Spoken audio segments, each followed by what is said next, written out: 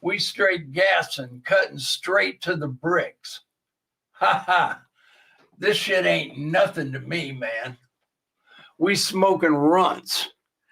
Shorty got a BBL, took that shit out because she couldn't run. I had to do it to them, Snipe. I went Judge Judy on that pussy, Snipe. I'm not loyal to anybody. I'm a demon. I have no loyalty for anyone. Never did, never will. Shorty chose to be with a demon. Sounds like her problem to me. Ha ha. This shit ain't nothing to me, man. My money longer than James Cameron. On and off the court, straight fundamentals. No funny business. This shit ain't nothing to me, man. Moving like Dracula, we get it back in blood. You see it? I really did this. I'm really him. Flipped a whole brick into an empire. Stop playing with me. I have no sympathy. I live for this shit. This shit ain't nothing to me, man. I'm nice with it. Ha ha. My money long. My pockets deep. No pocket watching in these parts. We straight gassing, cutting straight to the bricks. Chanel optics got me seeing shit. That pussy better stank, otherwise I don't want it. Popped a perk 30, got straight to fucking. That pussy dulce. Smoking fentanyl, lace cereal milk. I see God. This shit ain't nothing to me, man. That pussy got me screaming, crying, pissing, shitting, shooting ropes. Yeah, we getting that Pirate Bay alien shish kebab cordyceps money. I hope them aliens are real so that I have more things to fuck. Smoking the Qui-Gon Jinn Vietnamese Phillips head runts. She sucked me like a cordless Dyson V8. I'm in the K-hole, licking balloon knot. When I got the meat cannon, I be shooting straight rope. This shit ain't nothing to me, man. Chanel optics got me seeing shit. I need fentanyl slime. I just popped a whole garbanzo bean. Fuck you mean. I smoke real Imrani, rapscallion ghost nuggets. Y'all can't fuck with me. I'm him. I've been him. I will continue to be him. Yellow rubies glistening like piss. Gulping sea monkeys by the gallon, my tummy feel crazy. That coochie yummy slime. That coochie doing it for me, slime. They thought they could stop a demon, I'm back. The Zaza got me speaking Esperanto. This shit ain't nothing to me, man. We out here cloud seeding. The scope gleaming. You can't trust me. I don't even trust myself. I don't know who I am anymore. I'm getting too much money. Ass so fat, I'm peeking off this Danny Phantom slime. Can you remind me who I am? Get the president on the phone now. I fronted him a brick. I need my money. Hello? Black China? I'm moving different. This shit ain't nothing to me, man. I'm a dog. I'm biting the fart bubbles in the bath. We smoking symbiote. Smoking that Wookie Goldberg South Egyptian Fur Burger Deluxe Mega Million Scratcher Skunk Bubba Kush. We smoking Dung Beetle. I'm on 12 Vicodins smoking on Scooby-Doo dick. We smoking Sequoia Banshee boogers. We snorting that good Buffalo Soldier Tamarind Jordanian jibbies. They must have amnesia. They forgot that I'm him. That Burberry backwoods pack hitting that pussy smell like a Hellcat V8. We smoking shit in a glass pipe, blowing the Lord's bubble.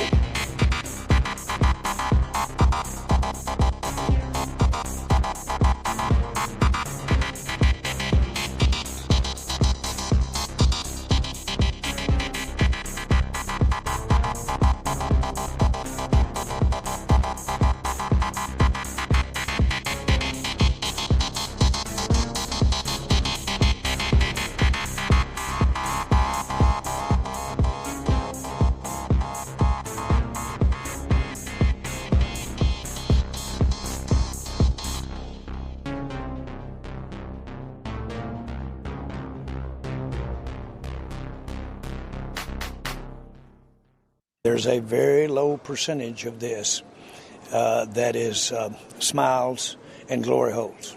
This is absolutely lit. This is lit.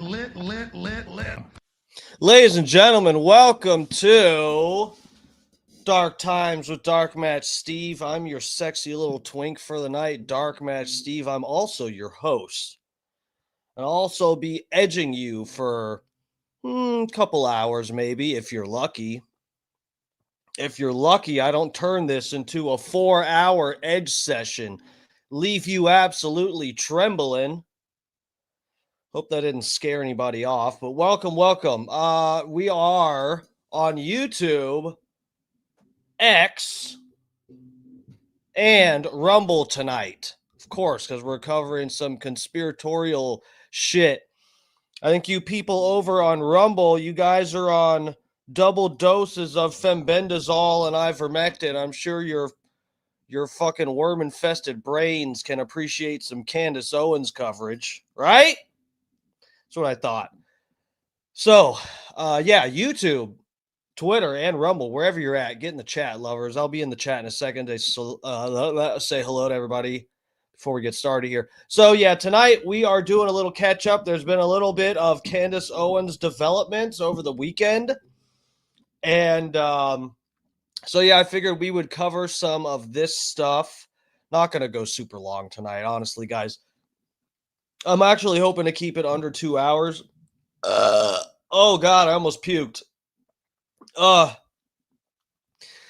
we'll get to this shit. I don't know, the Candace Owens stuff, guys, you know I hate to see my girl get clowned.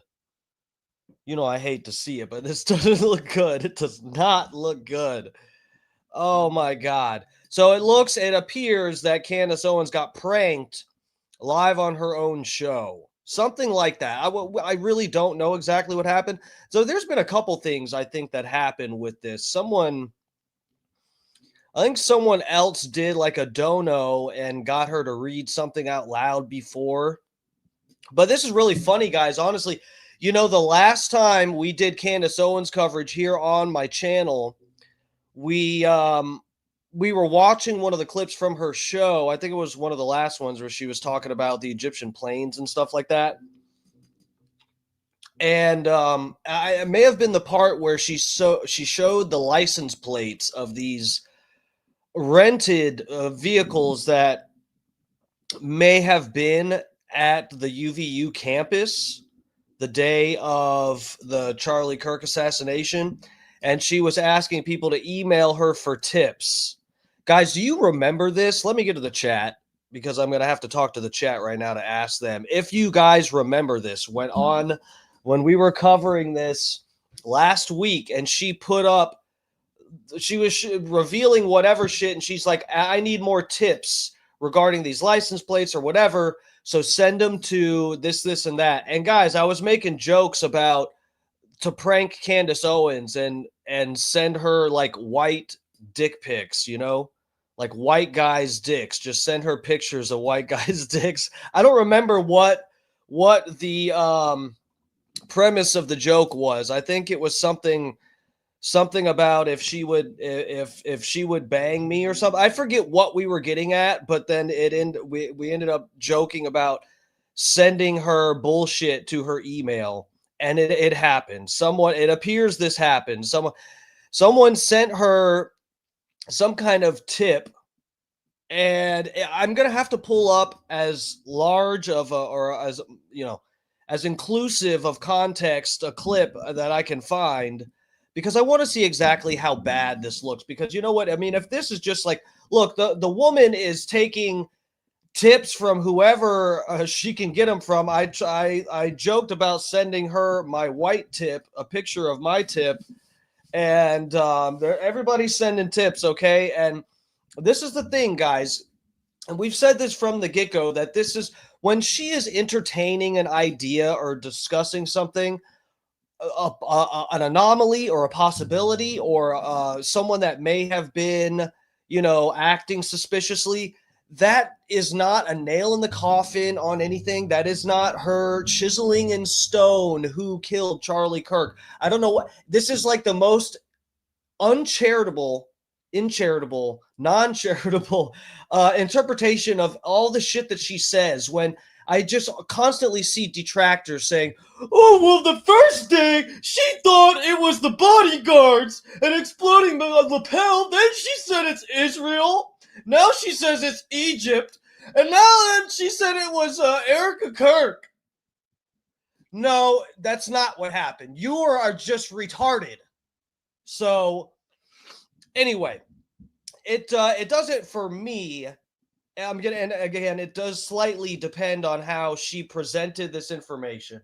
Chad, I'll be with you in a second. Sorry, guys. I know I'm ranting a lot for my opener here, but this doesn't hurt, and probably for the majority of people that have been following Candace Owens, this is not going to hurt her credibility for this. If this is sort of even as bad as it could possibly appear, it's not going to really hurt her credibility too much. Again, depending on how she presents it, because I mean, it's this whole time we've just been those of us that have been watching Candace Owens and value her as a voice within the larger Charlie Kirk discussion of what the fuck happened that day.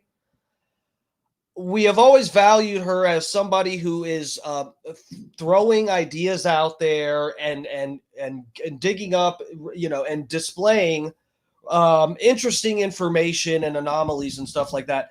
I don't know anyone who watches Candace Owens to find out who to blame this week for killing Charlie Kirk. I don't know anybody who thinks like that, who has been posting like that. We're all just sorting through it together. And that is my vibe. I mean, there's maybe sometimes she seems a little more accusatory, but the whole thing is that Candace Owens' page is just an open discussion, or her channel, her show, in my opinion, has sort of more been like an open discussion about what the fuck happened and all the details and random fucking anomalies and crazy shit that ties into all of this. So just because there's been, stuff that's like not quite as factual, like the part about Tyler Robinson and the car versus vehicle thing, she kind of did fuck up a little with that one, because he did say car and vehicle during the discussion. I feel like she's right, though. She didn't pick up on what the explanation for why Tyler said vehicle in one point and car in the other within the same badge cam video, which we could discuss I don't want to digress too much, guys, I guess I can explain. In the badge cam video, that just to explain, so no one thinks I'm unfairly discrediting her or supporting her too much or whatever, I'm really trying to kind of be in the middle of the road here. The thing with the Candace Owens pulled one portion, a clip of the badge cam video where Tyler Robinson refers to a vehicle as a vehicle. And she said, look, this is proof that he refers to a car. In the clip she showed, he refers to a vehicle as a car. He talks about my mom's car. Okay, but in the badge cam at some other point, he's talking about a vehicle that's next to him in traffic that he may not be familiar with, and he calls it a vehicle. And so people are like, oh, Candace was wrong. She's lying. Look, he says vehicle in this too. So that completely discredits her. I think she's still right about the text being weird with him saying vehicle, because if you consider all the context with everything, when this explains why it doesn't make sense in the text messages too. If you are talking about a car, you're talking about some automobile, some vehicle. Okay, if you know what kind of vehicle it is, you have a truck or a fucking SUV or whatever, you would say it's my truck. Or if it's not an SUV or a truck, you'd say my car. It's a fucking, whatever you drive. You'd refer, if you know what vehicle it is, you might say, oh, my SUV, my truck, my car. When he's referring to his mom's vehicle, which is a vehicle he is familiar with, he knows she doesn't drive a truck, So he refers to it as a car. I feel like that's more personal and more specific to refer to something as a car, especially when you know, okay, it's not a truck, it's not a goddamn minivan, it's not a fucking a cargo van. So he says car. That makes sense. In the badge cam, that's in the badge cam video. Then also in the badge cam video, he says vehicle. But when he says vehicle, he's referring to a vehicle that's next to him in the road that he may not really remember exactly what vehicle. You just can see in your, in your peripheral vision that you can see there's a vehicle next to you in the lane. So if he said truck and it was an SUV, it would sound like he's lying or he's being inaccurate or whatever. Also, you're speaking to cops, so you might want to be a little bit more formal or whatever with the language that you use speaking to a police officer. So you don't know what kind of vehicle it is next to you. You don't remember exactly. It's not a vehicle that you're familiar with. So you refer to it as a vehicle.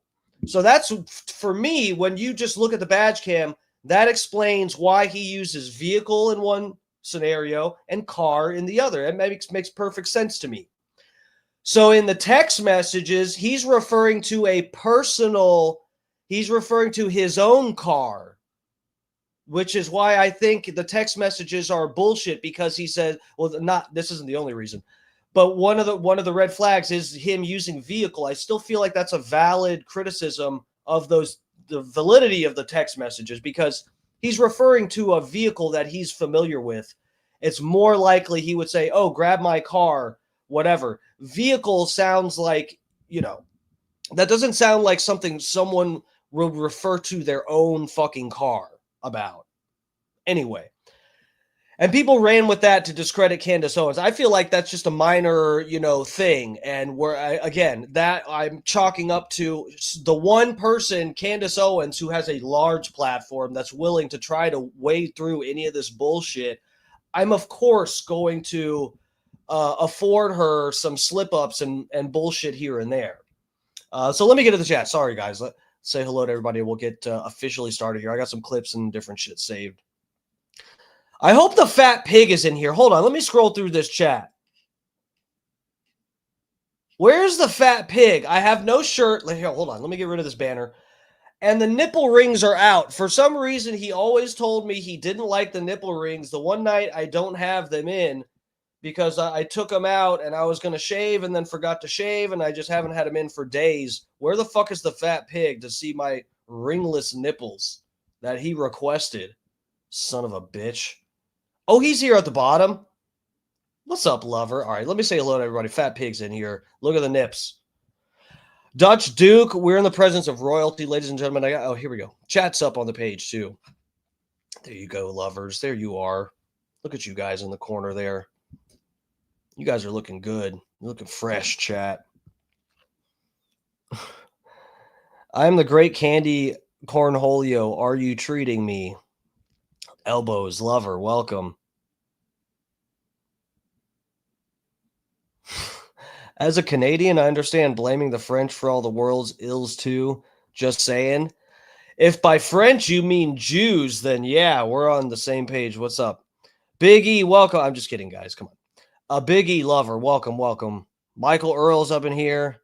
Dan the Man SoCal, is this where the party's at? I guess so. Should I take my pants off too? We can party. Brian from Philly's in here. Brian, what's up, dude? Kenny Powers, Scott Starbird's up in here. What's up, gentlemen? Welcome. Bob Cook. The Bob Cook. Yeah, thanks for joining us, Dan the Man. Get through the chat.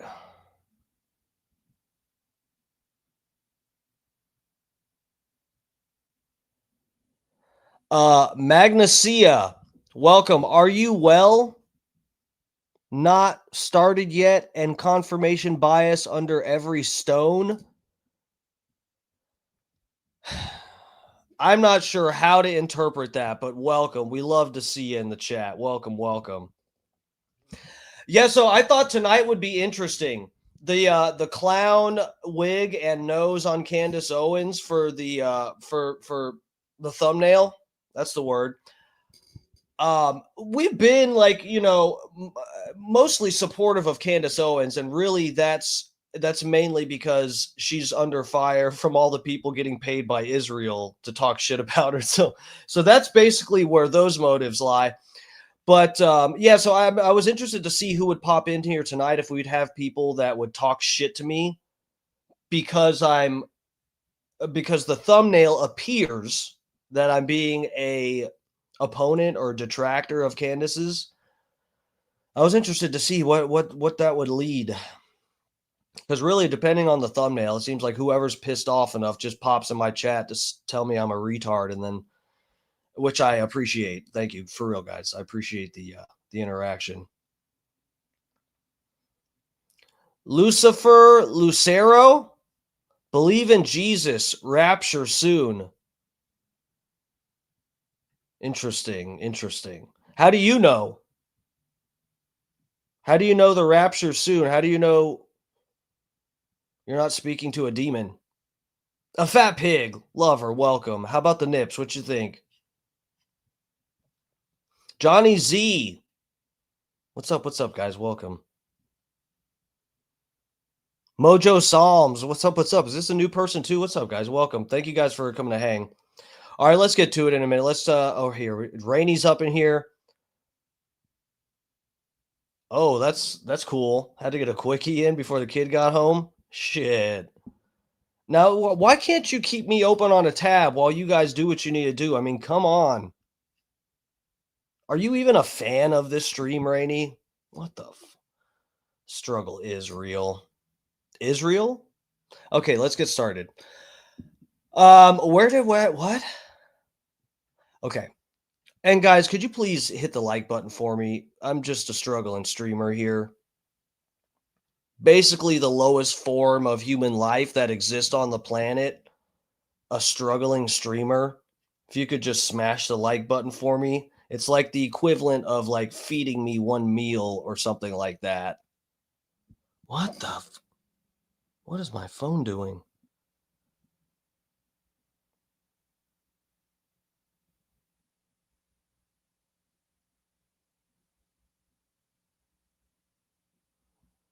That's interesting.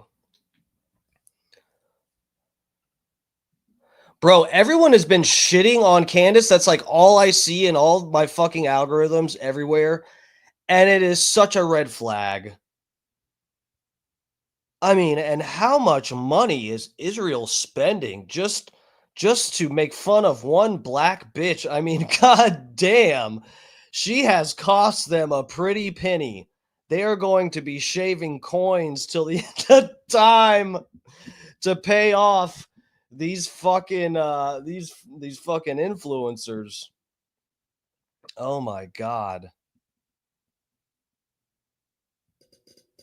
Elbows down. That's, you know what? Stop.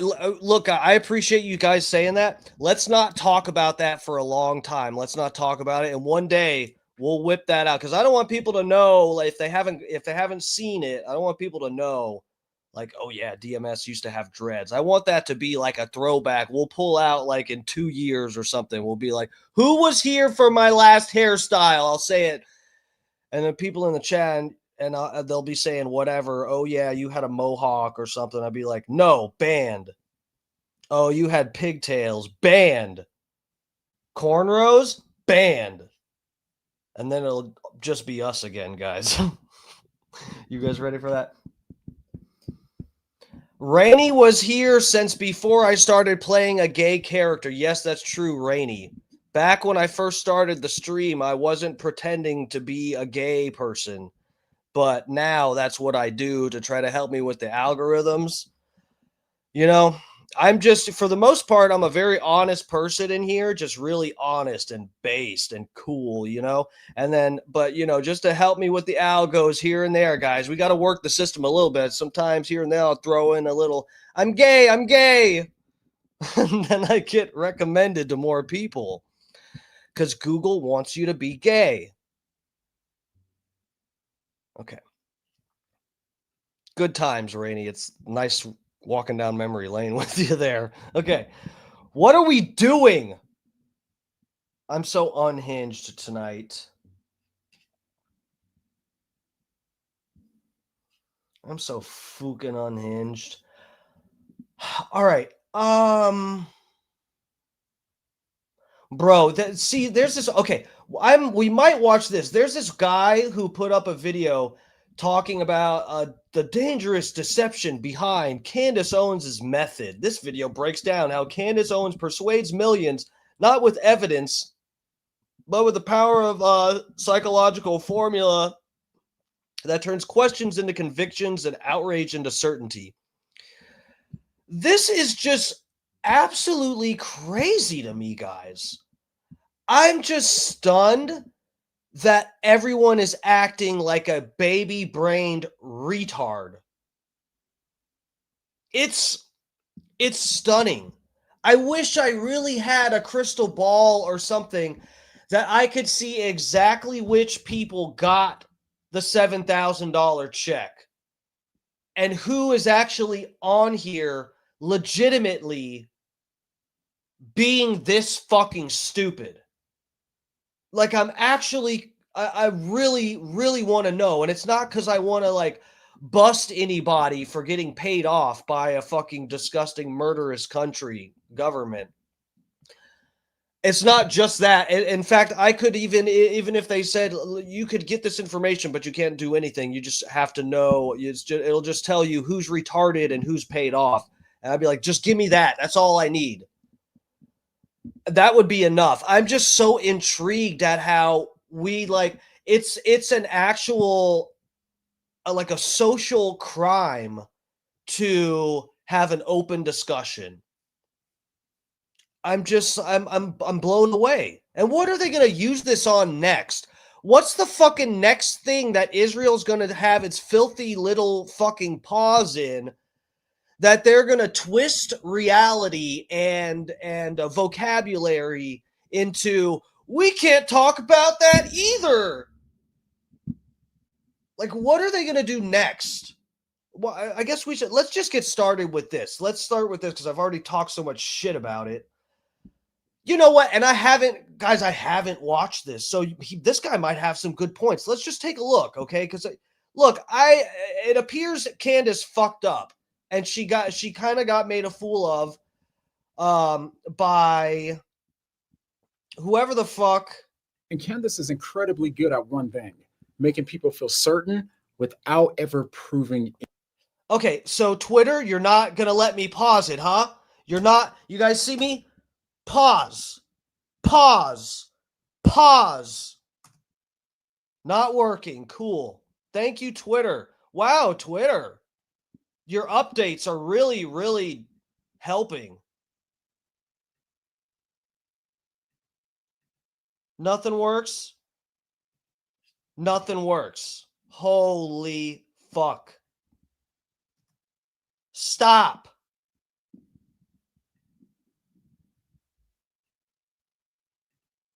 Holy shit. Okay.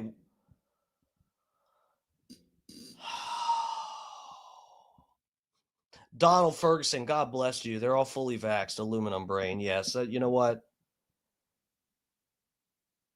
You know what? You might be onto something there.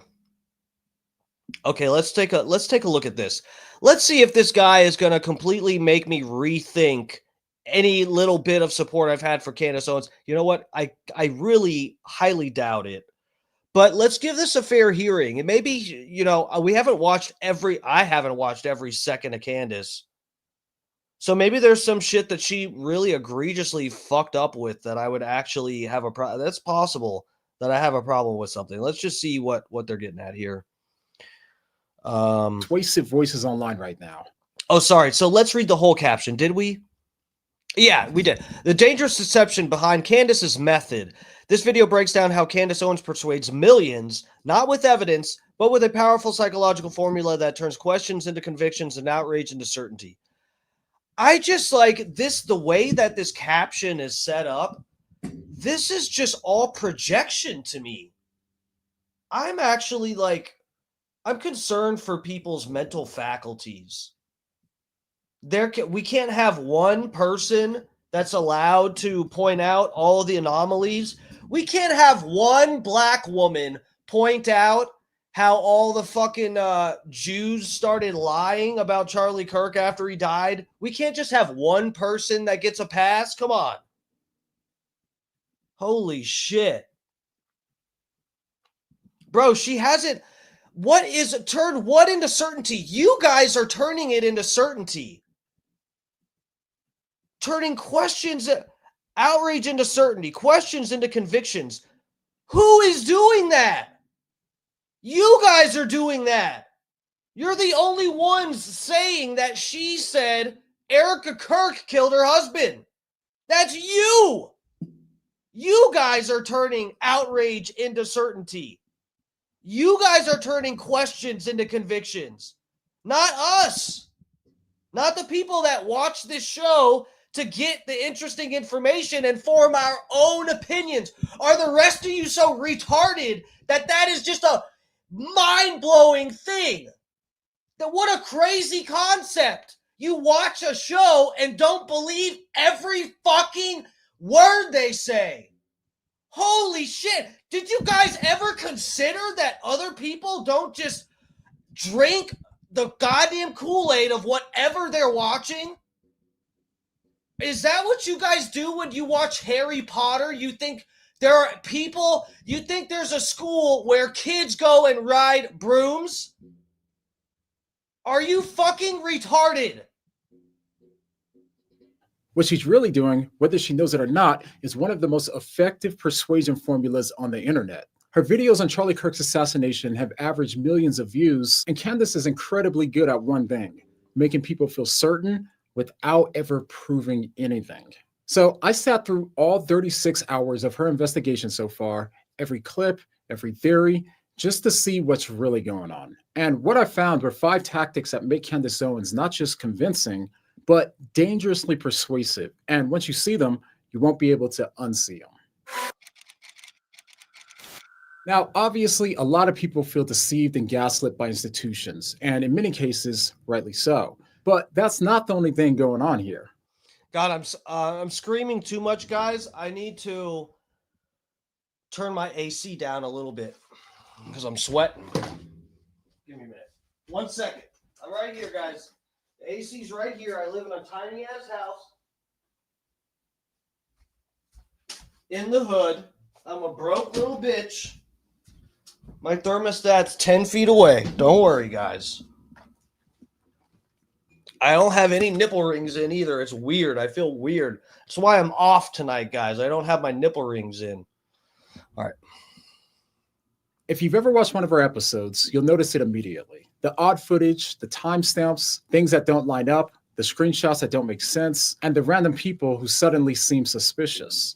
But she doesn't just give you 1 or 2 of these. Every episode, she throws out more than you can count. Dude, this is going to be... I'm going to be screaming through this whole video. I'm going to be screaming through this whole video. Bro, is it Candace Owens' fault that there's 1,000 anomalies? Is it Candace Owens' fault that 30-06 physically just would never get stopped by a human being's spine, and that doesn't make any fucking sense? Is it Candace Owens' fault that Mikey McCoy got on his cell phone in exactly like 1.8 or 1.28 seconds or whatever the number was? I know it was under a second. That's right. It was like 0.8 something seconds. Puts his phone up and starts talking. Is that Candace Owens? Is it Candace Owens' fault that a construction crew came and tore up all the sod where bullet fragments would be and replaced it with concrete slabs? Was that wait? Is it Candace Owens' fault that people stood up on chairs stealing fucking the SD cards from the video cameras? What the fuck? This is so retarded. This guy, like, not physically. This guy's reputation should be punished for this. This is ridiculous. This is how can I my mind's blown, guys. My mind's blown. We can't even talk about what happens if you are doing good reporting of the Charlie Kirk event and point out all of the anomalies. Well, now that's a tactic. Reporting as much of the truth as you can is a tactic now, guys. Nearly 15 in this video alone, sometimes over 20. In fact, I say that this is virtually the entirety of her episodes. She gathers any... We've said this from the beginning. That's what she's doing. She's reporting anomalies. She's reporting interesting shit that people aren't talking about as much as they should. Bob D, birds aren't real. I know, man. I know. I heard that on Candace too. What else going on with Candace? Moonlight Vibe. I have no idea. Look, it's a lot of stress getting attacked from all sides by every single person Israel has paid on social media. These people don't even watch her show. Bro, this guy said he watched 36 hours of Candace. I'm calling cap. I like her and I haven't even watched that much.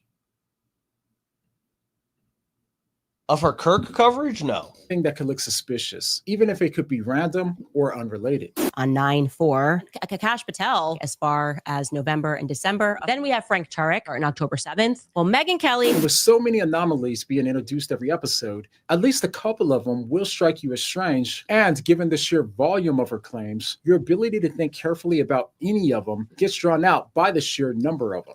By the time you start to think critically about one date, or rumor or insinuation, she's already moved on to the next. So eventually what happens is you stop paying attention to the quality of the evidence and you're overwhelmed by the quantity, leaving you to conclude that there's just simply too many strange things occurring for there not to be something more. See, I'm going to be way too nitpicky here, but here's part of the issue with this guy's language. The quality of evidence. Look, as this guy is, what he is critiquing right now is all of these anomalies that Candace Owens points out per episode. And I've talked about this myself, guys. There's just so many with the Epstein files and the Charlie Kirk thing. There's just so many anomalies. Your head just fucking spins. There's just so much weird shit. And it's not just like funny coincidences that are like really easily explained away, guys. That's not what it is. There are actually weird things that happen at every fucking step of the way with both of those situations, Epstein and Kirk. I just like the issue with this guy saying quality of evidence. When Candace Owens, as he said, is going through all these anomalies, there's no quality of evidence that we're talking about. When you call into question the quality of evidence, guys, you don't do that when we're pointing out anomalies. When we are having an open discussion where we're all saying, as she's saying, hey, email me with tips. Guys, if you know anything about this, email me. We're together.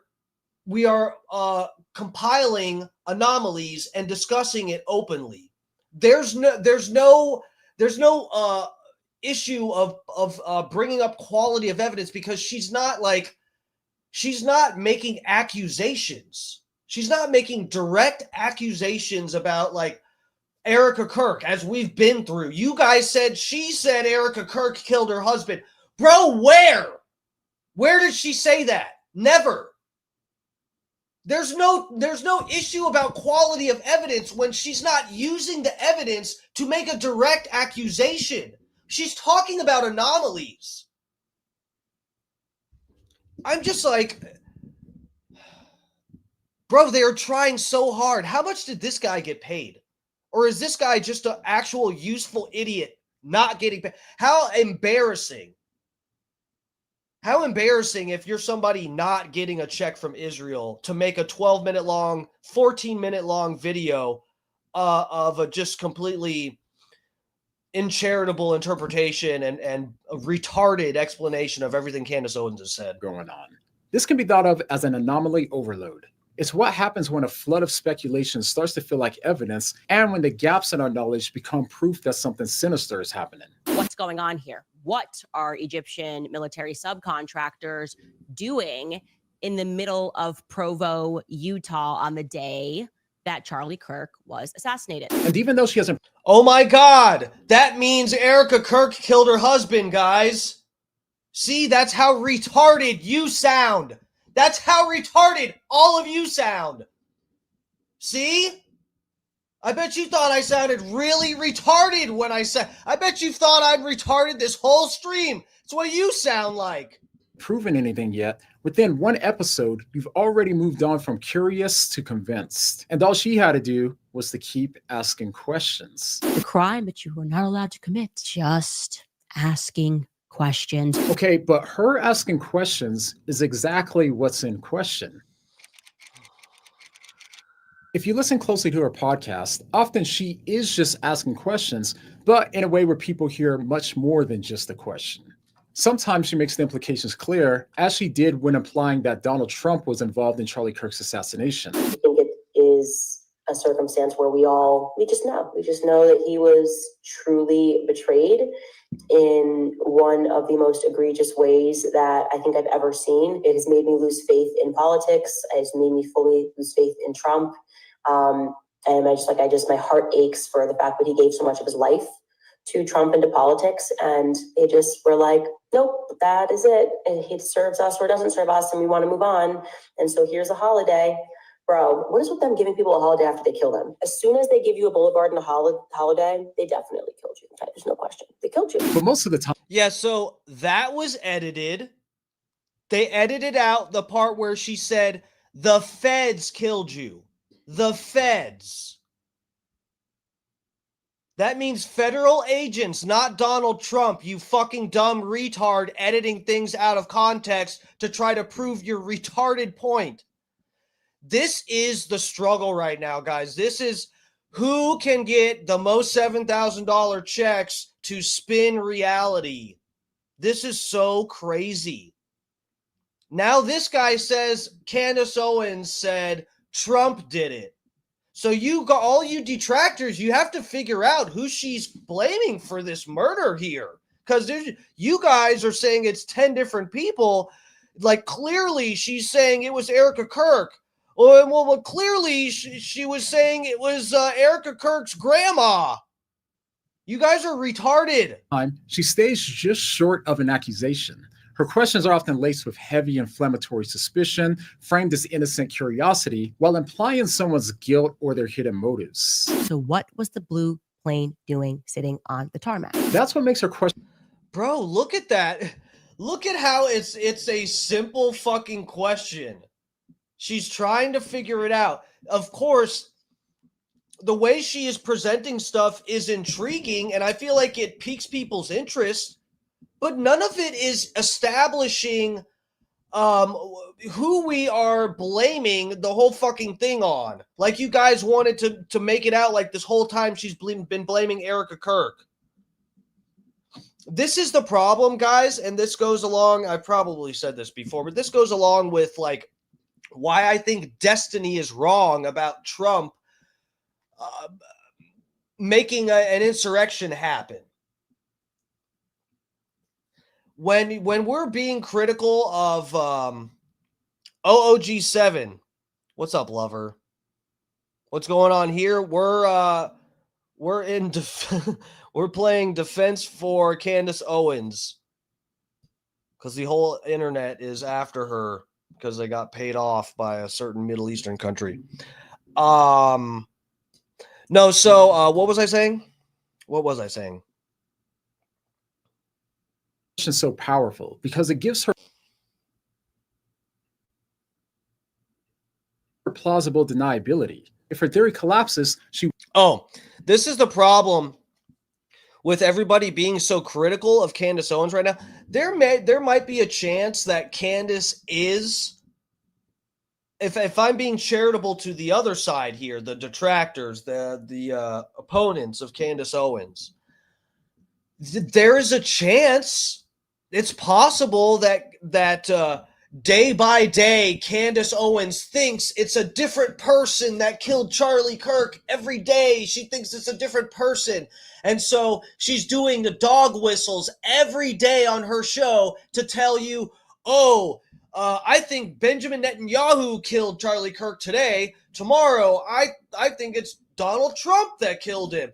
Hey guys, it was Kash Patel himself on the roof with the rifle. Actually, no, today I decided it was Erica Kirk. And really, that's what she thinks every day. And she's just doing dog whistles to not quite make accusations, but just ask questions so that it leads your brain into thinking that. The problem is, there's like we're in a gray area. The line is blurred here. Plausible deniability. Yeah, she has that because all she is doing is asking questions and looking at anomalies. And the problem is, if Candace Owens can't do what she's been doing this whole time, simply stating what she believes to be facts, she's been inaccurate like a couple times on like minor things, really almost trivial details about this she's been wrong about. And it's been like desperate cherry picking from all these paid off people on social media to point them out.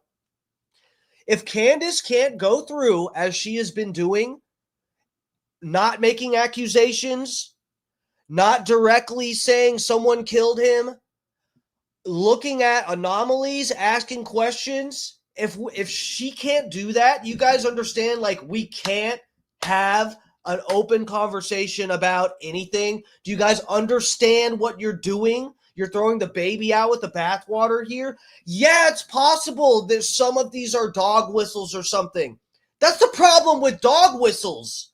It allows you plausible deniability. And sometimes you'll call things a dog whistle that aren't one.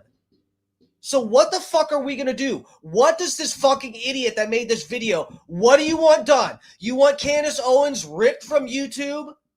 What the fuck do you guys want done? Tell us now. What do you want done? You want her deleted, canceled, shut down? No one can talk about anything, huh? We can't have any adult discussions about real shit. Someone getting their fucking head blown off in front of 1,000 kids? We can't have an open discussion. No, because this guy doesn't like the way she says it. Was just asking questions. But if it turns out to be true, then of course she was right all along. And that has a powerful effect on her audience. It's the way that she frames the questions that makes her audience hear them as evidence for a conspiracy. So she doesn't need to directly accuse anyone because she sets it up so that way her audience fills in the blanks for her. But questions aren't evidence of anything sinister happening. Bro, this is all projection. This is all projection. This is what the detractors think when they watch Candace Owens. That's what you fucking retards think when you watch Candace Owens. You think she's blaming Erica Kirk for shooting her husband.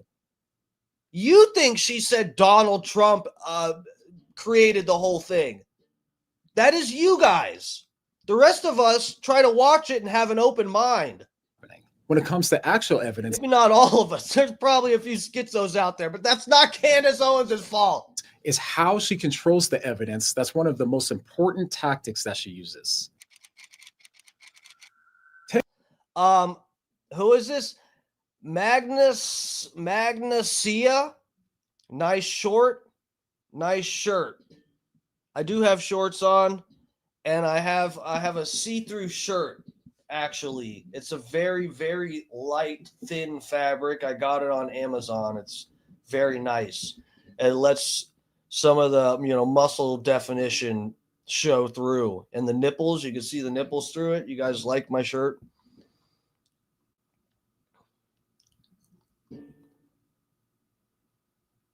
Candace Owens had discernment on Vizaxizines and Lizoc-downs.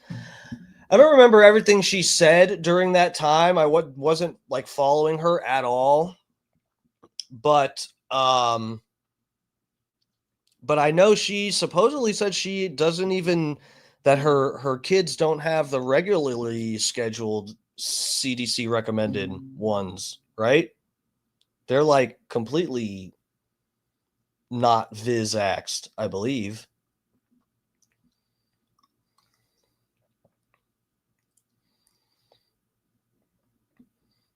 That's a good point. I wonder what this, that's almost a good point, bro. I'm sorry. I see people. It's fucked up, man. It's fucked up. I see people who were on the right side, what we would consider the right side of that whole thing. Well, the lockdowns.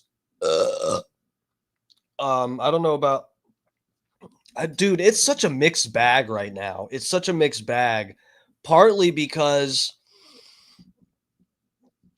things are getting fractured more because of this goddamn Epstein list. That debacle started the whole thing. Now the Charlie Kirk thing is, I think, pushing it to the edge a little bit, but the Charlie Kirk thing would not have been enough on its own. I don't think this be if Trump had like given the impression of transparency and not done this whole fucking clown show of saying it's a Democrat hoax after he promoted it and campaigned on releasing the Epstein files and how bad everything was in there.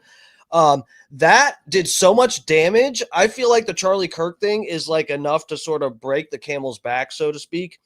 And dude, this guy may have been anti Liz Lockdown and Viz-axing, because I know this girl, Natalie Denise, is this girl on Instagram, and when she's on Twitter too and other places, I'm sure. And I followed her for years because she used to do interesting videos on the pizza stuff, the child triz affakizing, that stuff, and all kinds of stuff. And now she is like, every post is about how Candace Owens is bad. It's crazy.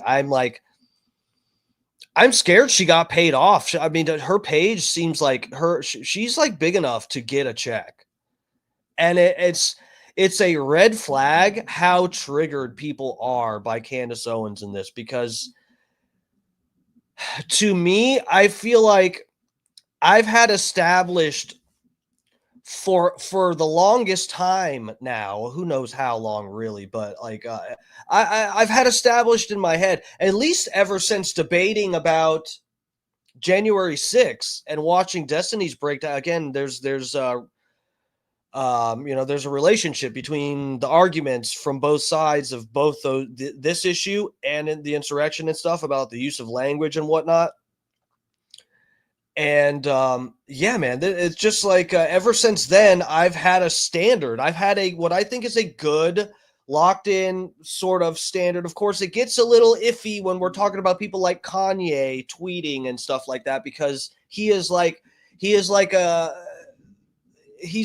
artist in every like second of his life type of, at least that's like what he's trying. And when he tweets, it may as well be like him releasing a song or something, and not that I think that his tweets are as good as a song. I'm just saying he's like, when he says whip your Jews and stuff, I don't think anyone really thinks that he is telling people to go out and literally do that. He's being figurative or whatever. But what I'm getting at is I've had a standard for when people are presenting information in a literal way and trying to convey stuff to you. Donald Trump saying Destiny seriously thinks that it's a problem that Donald Trump said, we have to fight. We got to fight like hell. We have to take our country back. They're stealing your country from you. And he said, march over there and peacefully, patriotically make your voices heard. Now, to me, someone like me, I go, okay, that's the call to action. Trump said is a peaceful one. He said the only call to action was to march over there. That's neutral, and peacefully make your voices peacefully and patriotically make your voices heard. That's a peaceful call to action. So we got neutral and peaceful. Then we got a bunch of rhetoric that is charged and maybe somewhat like fires people up and gets them a little bit angry or whatever. But it's just, the thing is, you have plausible deniability to say those things. If you think the country's getting stolen, why can't you say that? And then tell people, let's be peaceful and patriotic. What is the fucking problem? It's like, and here we're at the same fucking we're at the same standoff here. You know, and this as what I was getting at is this is following my standard that I've held for a while. She's not making any calls to action. If she even went as far as to say, if you see air like Maxine Waters did, okay, if Candace Owens said anything along the lines of, oh, if you see Erica Kirk out in public, you need to form a crowd and get around her and tell her she's not allowed in public. We don't like her in public in our spaces. If Candace Owens said something like that, I would absolutely denounce it. There is not enough real evidence. This is where we start judging how the quality of evidence, okay? There is not enough good quality of evidence to justify telling people to go harass Erica Kirk or do anything to her. So that is disgusting, and I would denounce it if she said that. I've held my same standards the whole fucking time. This, you guys now playing whenever someone's saying something you don't like, you try to twist it into, we can't even have this conversation because Erica Kirk is going to run out of tissues from dabbing her face. Fuck you. Take a look at this tweet from Blair White saying that almost no one has proved Tucker or her wrong. And the reason people can say this with so much confidence is because of the way that Candace handles evidence. Yeah. She isn't it crazy how Candace handles evidence? She tells you what she knows and doesn't make accusations or calls to action. How irresponsible of her. Have it now on a very well-placed authoritative source. To start, when it comes to a lot of her claims, we simply aren't able to verify if they're true or not. She often cites unnamed sources, and we have no way of knowing who they are, how reliable they are, or what they actually said. Oh, but if that source tells her they have a text message showing Charlie Kirk said he was done with Jewish donors and he's no longer supporting Israel, she tells us that exists and she has a source, then that text ends up coming out and being true. I guess she had a good source then, huh, buddy? We just have to take her word for it. So sometimes she has a good source and we wait for the info to come out. Holy shit, that's so incredible. When people say to prove her wrong, well, most of the time you can't because she hasn't provided any evidence that she's right. Now, I'm not saying she's doing this, but in theory, she could just be making it all up. This is why the burden of proof always falls on the person that's making the claim rather than the person questioning it. Okay, but here's where things get even more challenging. Even when we do have direct evidence showing that she's wrong, it still doesn't count. I mean, take a look. Let's go through this. And again, guys, it's okay if she is wrong.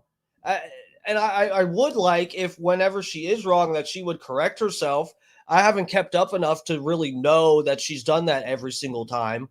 I know she has addressed this because videos go viral about one person picking apart one tiny fucking issue, one tiny detail that she got wrong. And I've seen videos of her addressing those and saying, yeah, I was wrong about the plane departure time because I had the wrong time zone. It doesn't change the fact that this happened the same day within like an hour of when Charlie Kirk got killed. They'll tear apart a detail that is not a vital detail to the point that she's making. But let's see what this guy has pulled up here. Let's just see. At what she said about Netanyahu's letter from Charlie Kirk. He is severely misrepresenting. Those sentences are real, but I am calling upon Bibi Netanyahu, the dear friend to Charlie Kirk, to publish the letter's entire contents. Like, don't start with just 2 sentences. Publish the entire thing. You're holding it. I'm saying you're severely misrepresenting the contents. Now, this is a common power move. She forces Netanyahu to choose between 2 options. He can either release the personal letter to the public or keep it private and look guilty. And when the letter was released and it confirmed exactly what Netanyahu said, it didn't seem to change her mind. In fact, this is the same tactic that we see over and over. She demands evidence, and if you don't give it, then you're hiding something. But even if you do give it, it doesn't disprove her claim. Instead, she treats the evidence as suspicious or even as more proof of a cover-up. So either way, show us her doing this. Why are you are making the claim and not showing the evidence. Now you are doing that. she wins. And that makes it almost impossible for our audience to recognize when she's been proven wrong. In addition, remember when she said this about Bill Ackman blackmailing Charlie? You're not going to gaslight us and tell us to shut up or call us anti-Semitic for pointing out the fact that Charlie was having a change of heart about the tactics that Israel was using in America, and that he felt when he had left that meeting that he had effectively been blackmailed. But just 3 days later, when Bill Ackman denied it, she said, Okay, buddy, I never said you blackmailed Charlie. I asked you if this moment happened. So notice how she shifted the claim and then frames him as the liar. And that's what we really Wait, hold on.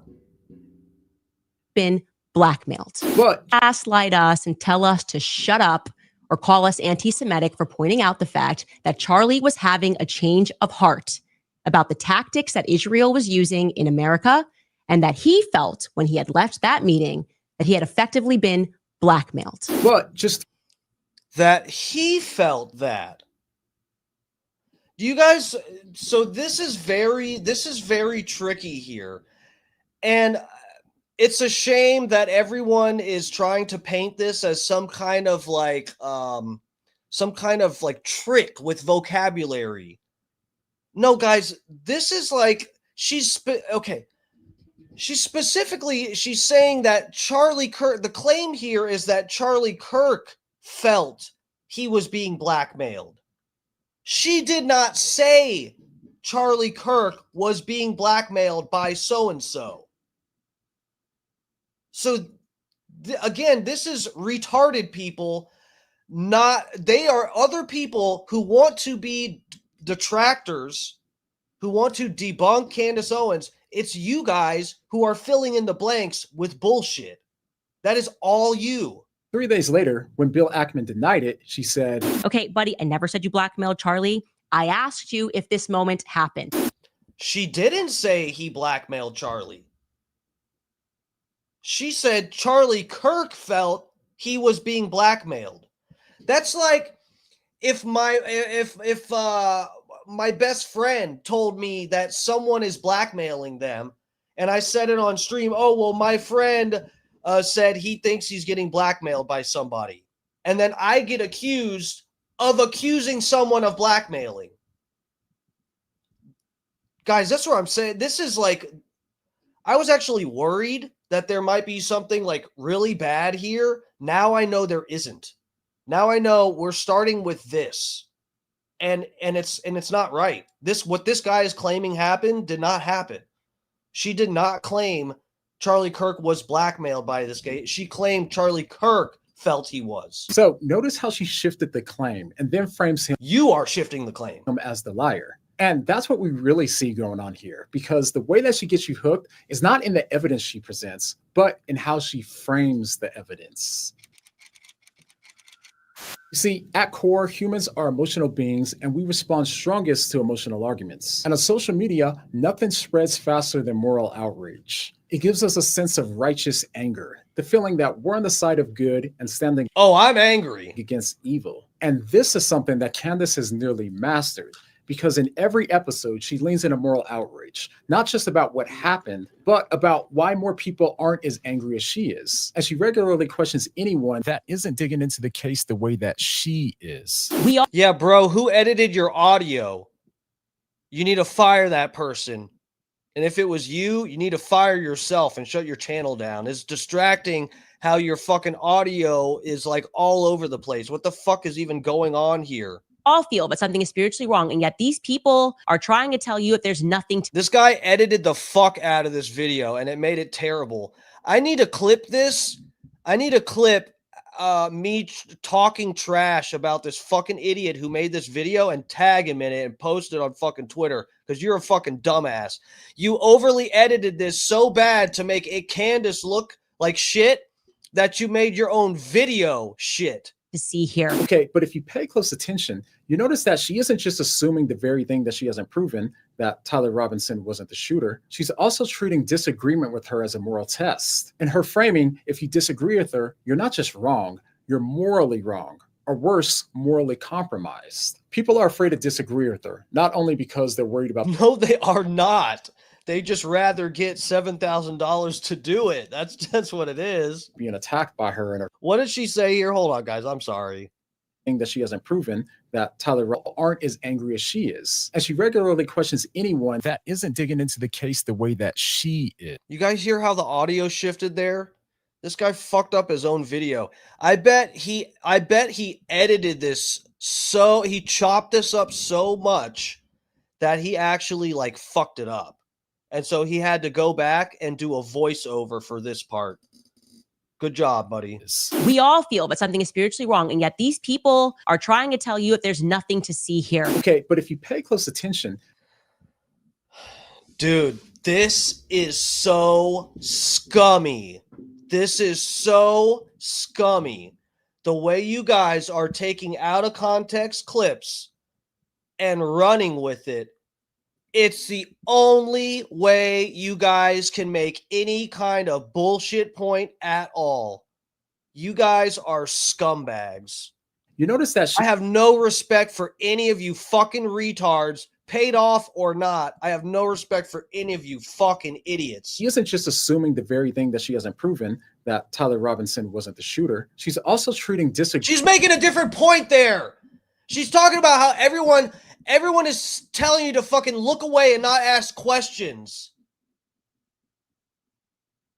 disagreement with her as a moral test. In her framing, if you disagree with her, you're not just wrong, you're morally wrong, or worse, morally compromised. People are afraid to disagree with her, not only because they're worried about being attacked by her and her fans, but they'll also be painted as immoral, naive, or corrupt. So, guys, we just go out attacking people, right? Whenever I see someone that just honestly says, I think Candace is wrong and this is why, I just go ape shit on their Twitter and I make new accounts and harass them. That's exactly what I do. whether she intends it or not, she creates a powerful good versus evil dynamic. And that's why any disagreement that me or others have with her instantly turns into accusations that we're somehow being paid $7,000 by Israel. In their minds, the only Yeah, because every one of you guys makes a stupid video and it's stupid and you have terrible points and you take out of context stuff and twist it.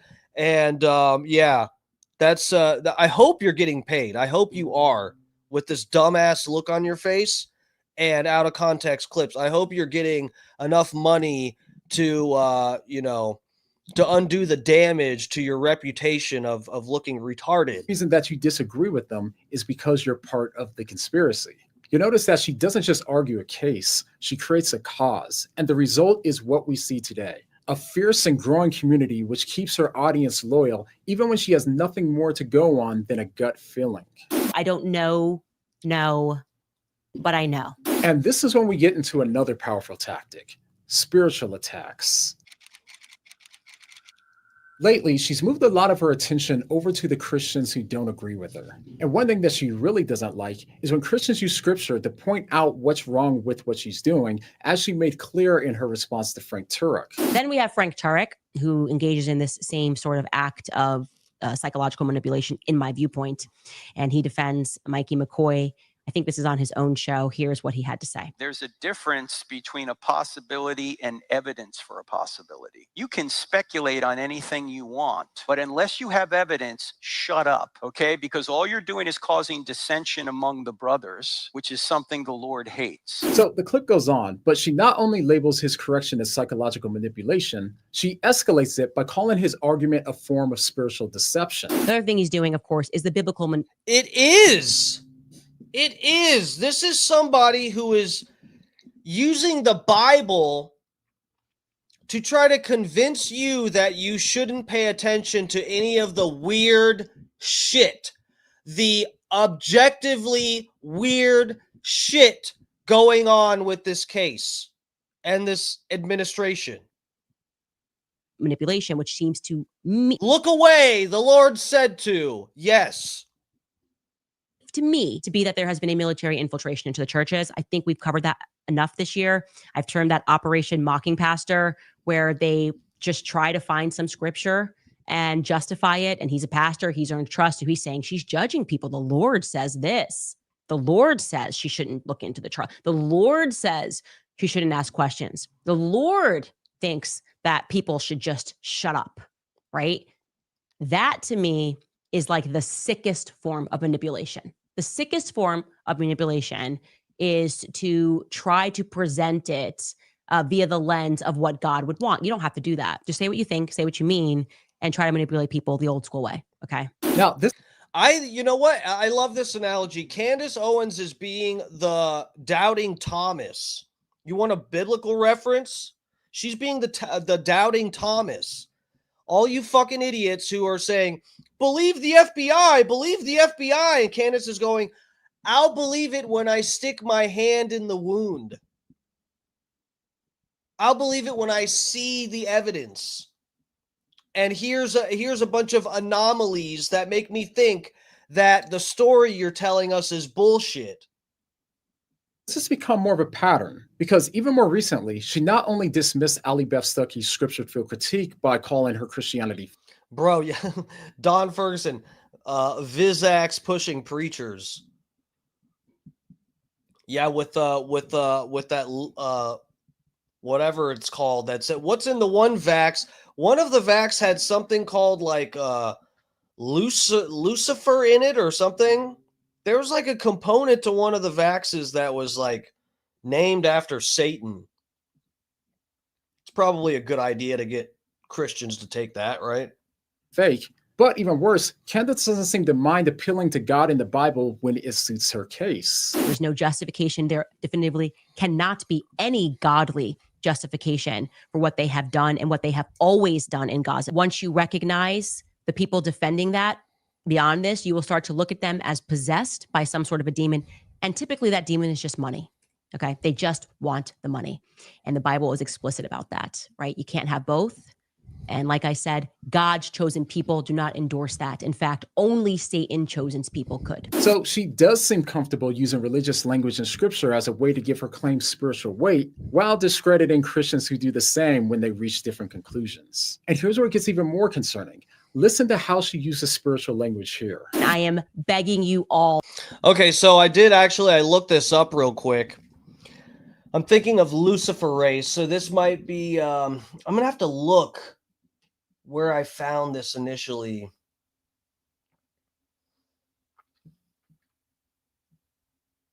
They're saying that's not an actual ingredient in the thing people got, but that was Don Ferguson put it in here. Oh, and so did this person. Oh, what's up? How do I pronounce this? Maroons Dagon. Welcome. Yeah, thanks for joining us. Cheers. Yeah, so I looked this up. Apparently, the AI overview, and again, I'd have to. It's got citations and stuff. I could check them out, but we're not on this tonight. But it's saying that is actually part of the lab research.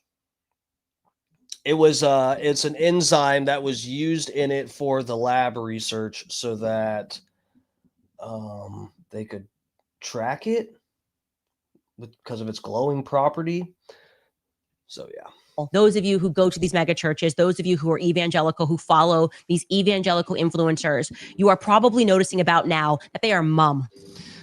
But just for the record, you know what? We really, I would love to really look into that, because fucking, dude, they said, bro, if you look, guys, this is like, we got to do a whole because of the CDC's latest announcement, maybe tomorrow or the day after. Oh man, we might do this tomorrow, but I had something else planned, but I want to, this week, the stream might be, off and on. I got, Thanksgiving. I got the day, I got through the weekend off, and I don't know if I'm going to stream Thanksgiving night. I might just like chill with my friends and family. I lost my mom. My family's kind of like tore up. You guys should understand. I'm sure you guys got your own stuff to do Thanksgiving anyway. Might not stream Friday too, because I might actually go out to camp overnight somewhere or something. I'm not exactly sure, but anyway, yeah, we're gonna have to look in. I'm gonna have to show you guys like some interesting stuff with the Vizaxizines and whatnot. This is not doing good for my numbers right now. But anyway, oddly, this is not doing good for my numbers. But Yeah, guys, if you looked it up, if you asked, does the J&J visaxizine, if you looked it up and said, does it contain fetal cells? Okay.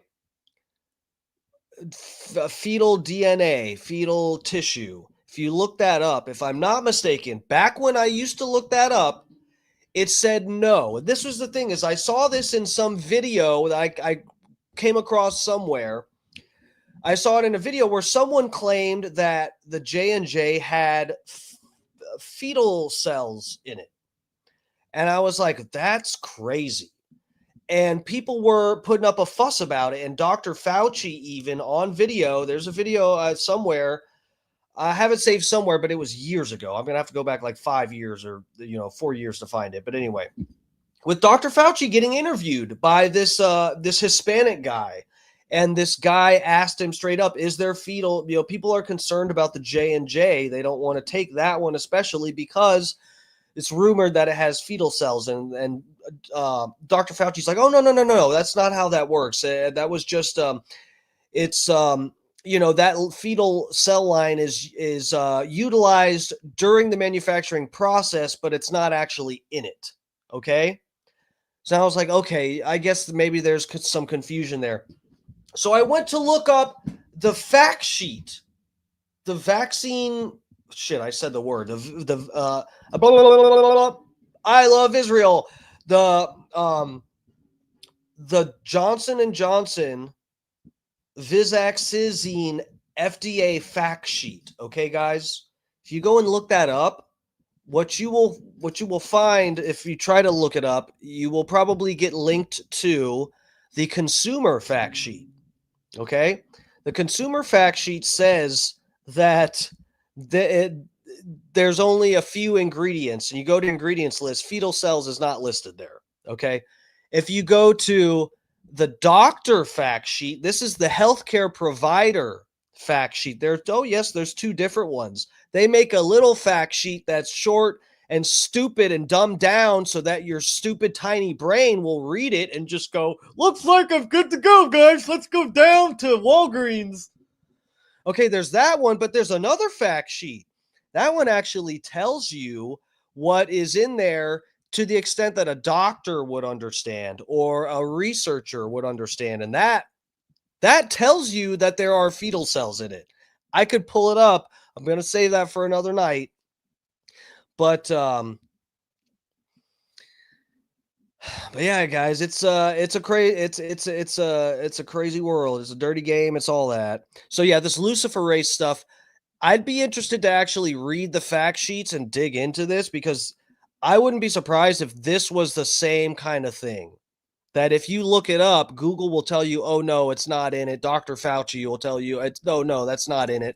But if you dig deep enough and find the right fact sheet that actually says the whole truth on it, that it'll say there, oh, well, it may contain some traces of this.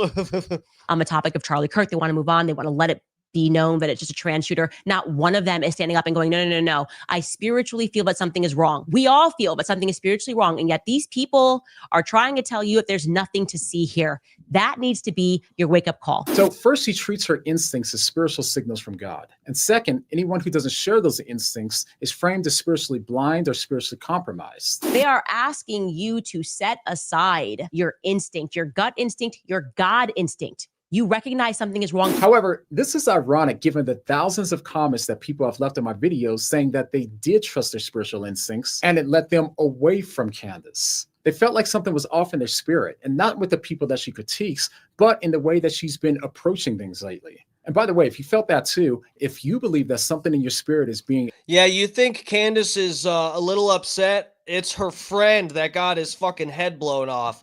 You think maybe the vibe is a little off for her? Yeah, I hope if your friend got assassinated and you were like the one big, high profile source of information regarding the alternative investigation, I hope you would be a little bit upset too. I hope people would be able to sense that you're a little bit angry For some reason, I don't sense that with Erica Kirk. It's funny. She's just like fake tears and new CEO vibes.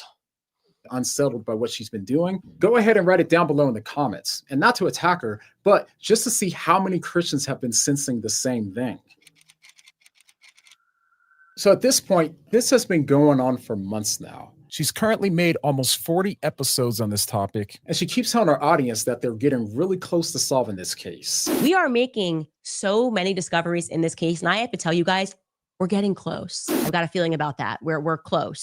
We are now, I believe, extremely close to solving this thing. And their panic is making me think that we're getting closer to something, and that something is pretty big. And I just sense that we're getting close. I sense that we are getting very close. We're getting low, very close, I think, to what actually happened on that day. But at the time of recording, none of her episodes have gotten us any closer to a single verifiable theory. And at the end of the day, Candace isn't the first person to confuse her moral instincts with truth. And if we're getting, this would be my response. If we're getting further from the FBI's explanation, we are getting closer to the truth by definition. Won't be the last either. The louder the world gets, the more that people will mistake confidence for credibility and emotion for revelation. But scripture calls us to test every spirit, and we should ask questions, especially of the voices that might feel righteous. We should ask questions. Bro, this is like the whole spiritual argument he had in his last little segment. That is just that is like the worst bullshit ever. Bro, it's Candace saying that she's made claims about having dreams and whatever, but she is taking issue with what the fuck was the guy's, whoever the fuck, the preacher that was saying God doesn't want people to ask questions and point out anomalies. Bro, that is fucking bullshit. Candace Owens has never cited Bro, Candace has never used scripture to like say Erica Kirk did it or something. That would be like the equivalent. She's not using scripture to say like, oh, fucking Mikey McCoy and his dad are pieces of shit because of whatever Psalms, whatever. This motherfucker is using the Bible to try to tell you to ignore how weird things look. That is sketchy. It will never not be sketchy. Sorry for you and Israel. And that includes my words just as much as hers or anyone else's. You can ask yourself, where am I letting emotion or outrage replace evidence and truth in my life? Because if we don't learn to recognize those you're using creative editing to replace truth. Tactics and the voices that we admire, then we'll never be able to recognize them in ourselves. And the moment that we stop testing what we hear is the moment that we stop noticing when we're being led somewhere that isn't grounded in the truth. All right, thank you guys so much for watching until the end. And if you want to support us in reaching more people with clarity and gospel hope, then you can do so at the link down below. Your monthly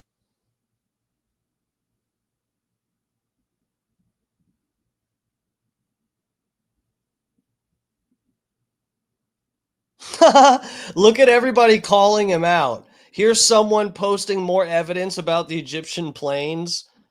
This person underneath. Projection is through the roof on this post. Bro, I don't think I even need to leave a comment. This guy's getting roasted. Look at this. Other people are pointing this out. This is all projection. It's all projection. This guy's video saying that what was his wording at the top again? support means more Shut than the you fuck up.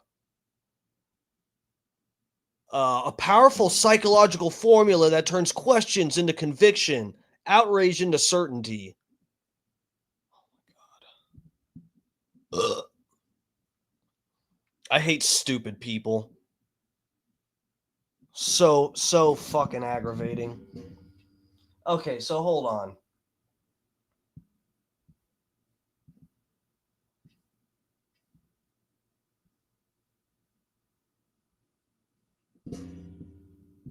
All right, so let me get you to this other tab. This is the prank thing.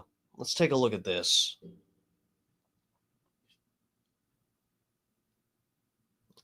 Okay.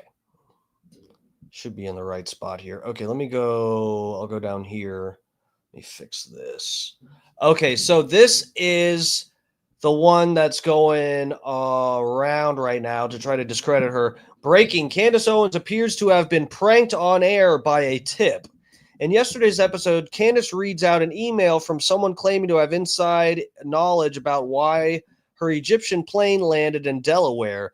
The tip said all directions pointed to the address 1 Rodney Square, 920 North King Street, Wilmington, Delaware. Just so happens to be the address of Candace Owens's lawyer.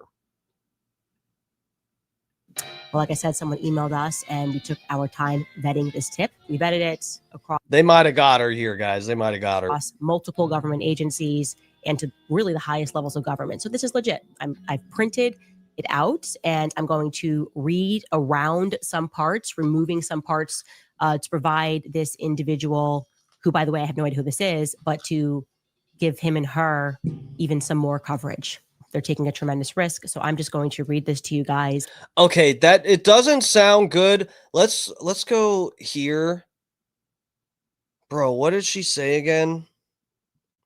It sounded like she said this was vetted, and that is not good.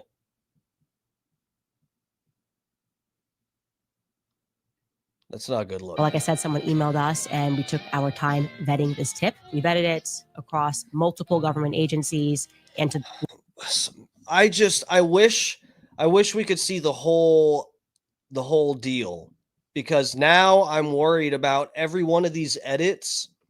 Who knows if she was talking about a different tip? Maybe she got multiple tips, but I mean, it definitely sounds like she's talking about the same one. It's not a good look. really the highest levels of government. So this is legit. I've printed it out and I'm going to read around some parts, removing some parts to provide this individual, who, by the way, I have no idea who this is, but to give him and her even some more coverage. They're taking a tremendous risk. So I'm just going to read this to you guys. Candace, I'm aware that you suspect the government and other entities are involved in the events leading up to and on September 10th. You might have been wondering why SUBTT made so many visits to Wilmington, Delaware, out of all places, and I can personally answer that. The information I am giving you will implicate the FBI and various other government agencies all at the same time. I am entirely confident in stating that the plane and those vehicles are connected to 920 North King Street, which is at a place that is marketed also as 1 Rodney Square. And here's where it gets big. In June of 1997, the Department of Justice's own directory lists, quote, Wilmington Residence Office, 1 Rodney Square, Suite 404, 920 King Street, Wilmington, Delaware, 19801. That is your line to know that it is a federal resident office, 920 North King Street. And at the same address, the United States Secret Service, 920 North King Street, Wilmington, Delaware, 19801. It's the building that Snowden leaked. Find one that makes it look brown and then compare it to 920 North King Street in Wilmington. It looks exactly like a mini version of the thing. Back to 920 North King Street, 920 North King Street. That 920 North King Street is also the FBI. Federal SUVs move from that airport to 920 North King Street. 920 North King Street has been a federal residence office since at least 1997, and today it houses the DEA, the FBI, and the United States Secret Service, all at the same address. Wilmington is undeniably a terminal point, and the only logical reason points to 920 North King Street. I read this, checked it, verified it. Yeah, so this is how people know that this is her attorney's address, is because it's on this bluff from Macron's wife that she said is a man. Yeah, 1 Rodney Square, 920 North King Street. Defendants, so that's her. 1 Rodney Square, 920 King Street, Wilmington, Delaware, 19801. I am passing this to you because you are honest enough to see this for what it is.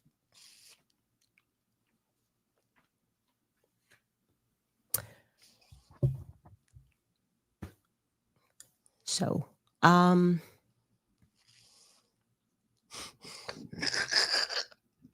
Oh shit. Sounds like they got you there, Candace. Hey, look. When they got her, they got her. Okay, guys? Somebody got her, okay? Everybody gets got here and there. Come on, you've been got. Whoever's watching this, you've been got too. No, look, that's not. Look, the worst part about it, if we're being real, and we have a tendency to be real over here. It's called Dark Times, Dark Match Steve. Should be called Real Times with Real Match Steve, because we're so real over here. We're so based. Should be called Base Times with Base Match Steve. Yeah, no, if we're being real, that's not it. What the worst part about it is that she said she vetted it. That's not good. That's not good. And even if it's like, once in a while, she got the tip and they didn't have time to really look through it, or what, why not just be honest? Guys, this is the thing with on here. When I'm doing my stream, I'm actually like, I'm so fucking honest. And that's part, it's like, it's a tactic for not looking as sometimes you guys might be watching the stream and be like, wow, Steve is an absolute fucking idiot tonight. Just imagine if I were lying to you guys and getting caught.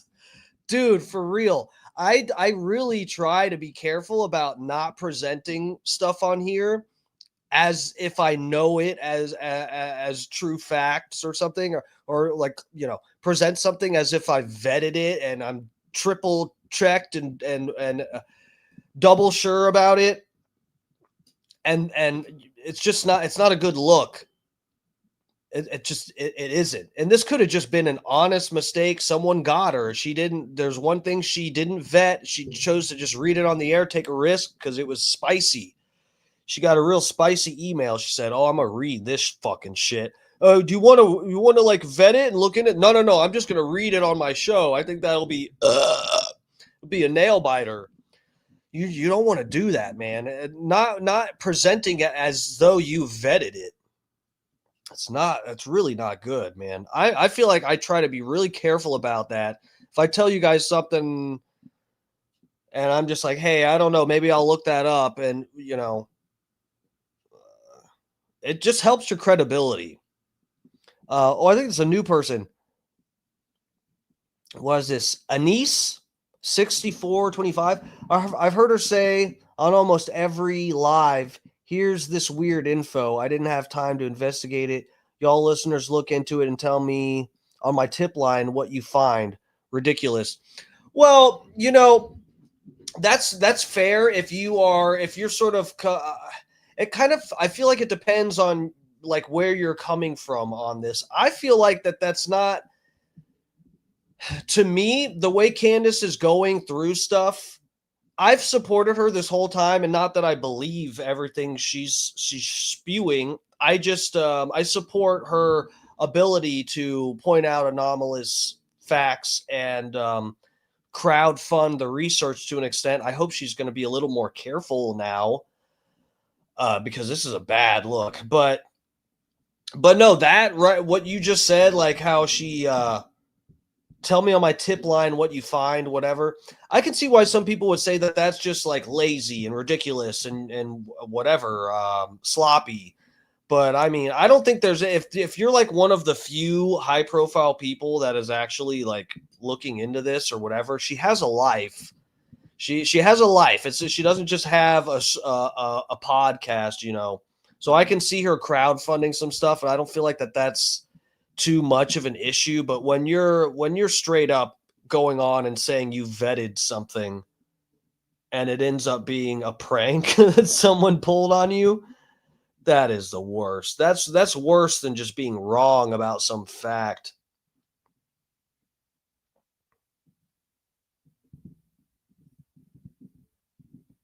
Maybe she's asking for fresh eyes on things. Yeah, I don't have so much of a problem with that. I understand why some people would just not want to take her seriously after that, but I think if you're put off by the fact that Candace Owens is like kind of like trying to crowdfund research and stuff, and she'll say, "Oh, there were these license plates. Can you guys like look at your videos and see if you find it, or can you guys tell me this person that was at UVU, they look suspicious. I want to figure out who this is that's standing here. So please let me know, whatever." I don't have as much of a problem with that. Gene Lasker, BTLS. Steve, did you cuss out Bubba shoot style? Is this actually Gene Lasker? This can't be the real one. I heard you called him a baby back rib. Tough words, cuzzo. Who said I called Bubba anything? I don't talk about Bubba on my stream. Might have been Scott Starbird. In fact, I think Scott Starbird said it. Run with that. Spread that lie. I'm gonna email that to Candace Owens. Scott Starbird said Bubba is a baby back rib. Fat Pig said no, it's Tampa Terry. Maybe that is Tampa Terry. Well, God bless you, Terry. Welcome to the stream. All right, so this was funny. So yeah, I'll get rid of this one. I'll get you guys. I have to bring you guys from tab to tab because of the Twitter update. Did I save the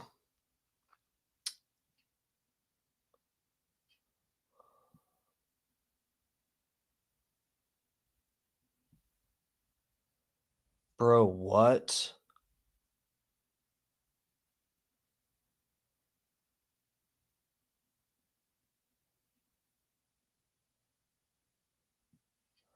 Okay, so Tim Pool. Well, I guess I don't have to pull it up, but Tim Pool had actually tweeted something kind of funny. He said, I can find it. But this tip that came in, I don't know if I'm assuming Tim Pool was trying to be funny, but he shared the clip of Candace where she gives her attorney's address. But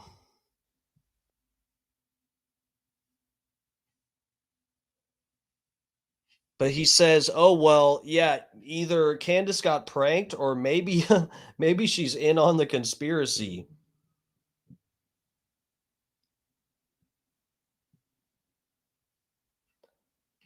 Where did it go? Oh yeah, here we go.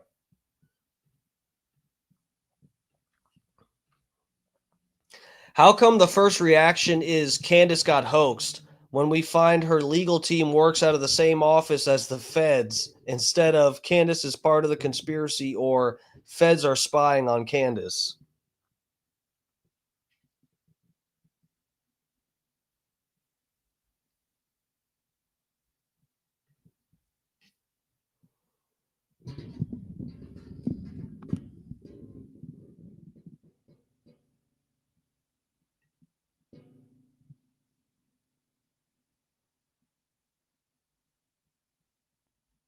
What the fuck? Bro, see, I was trying to look for this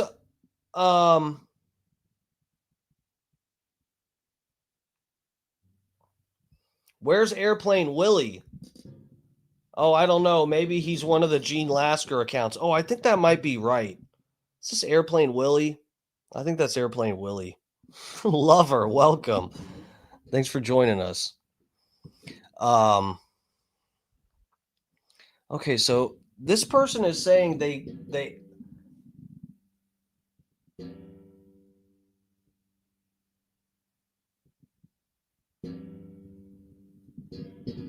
They're saying they asked this in something and got this address did come back to the FBI.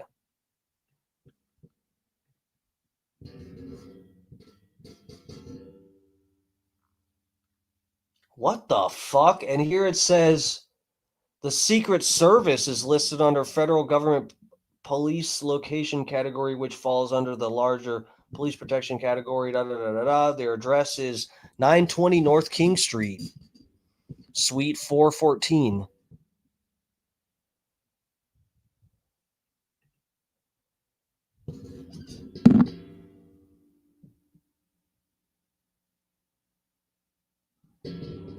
What? Yeah, so I tried to like Google this and none of this was coming up. I don't know if this is real or not. U.S. Secret Service, 920 North King Street.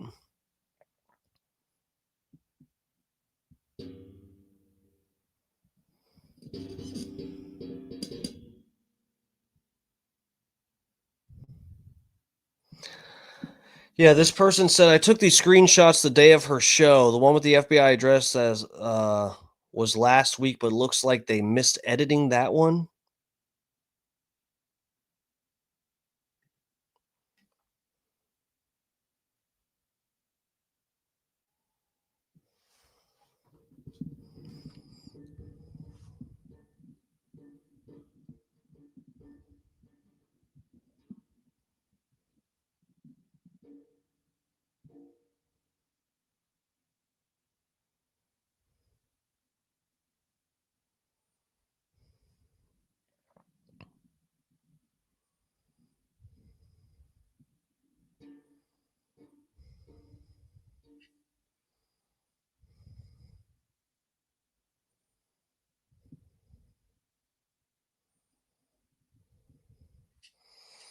What the fuck? Where did they look this up? Chamber of Commerce?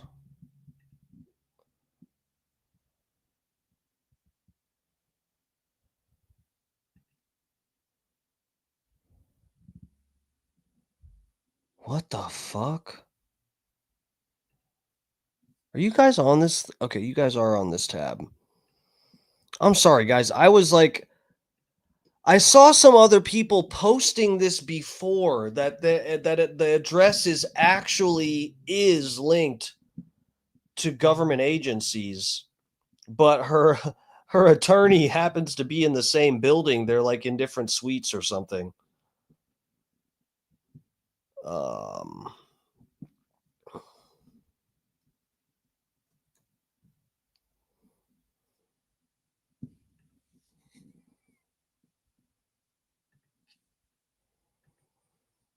Let me see.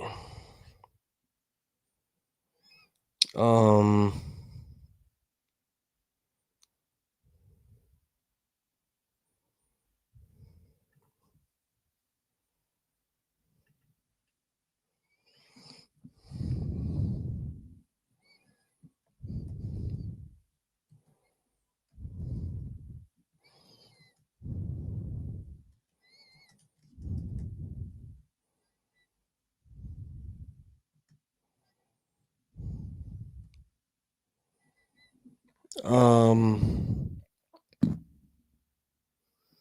Wilmington.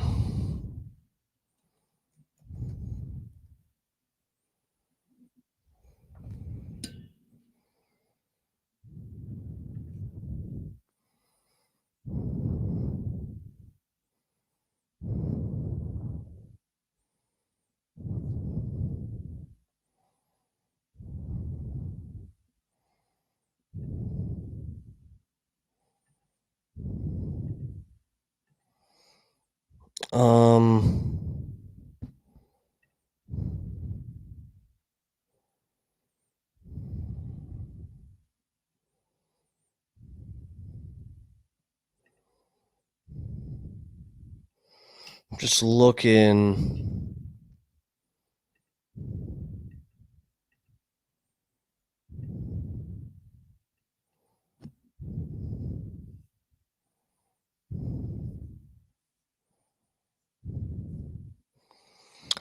Okay, let me see. I'm just trying to see. I tried searching this on MapQuest.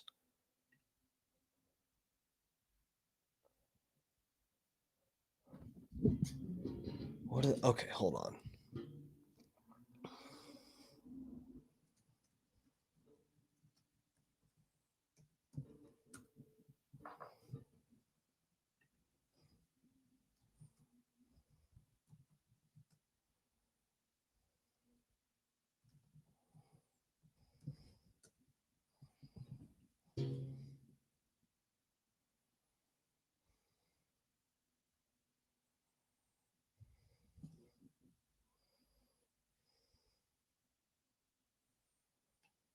What?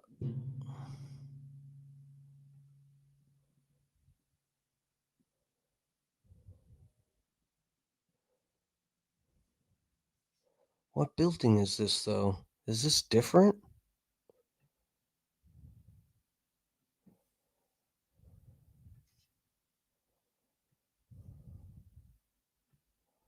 Hold on a second, guys.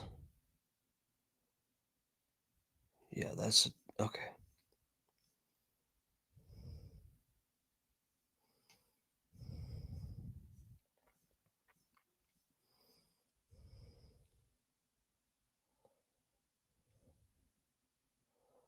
Um,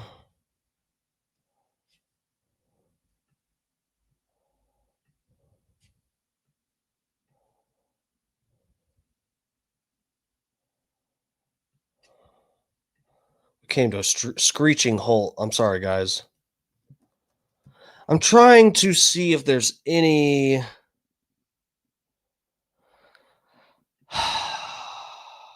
any truth to this.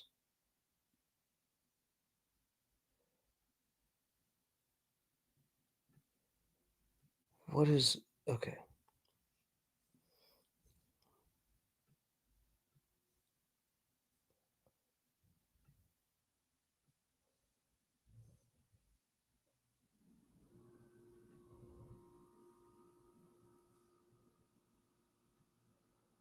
Washington and 10th. Okay, so there is a Secret Service office in Delaware that says it's closed. But this is at where's the other building? Should I bring you guys on this tab? I'm sorry if I'm sorry, guys. I'm trying to look at stuff on the spot here. I know sometimes it's whatever. It's cumbersome.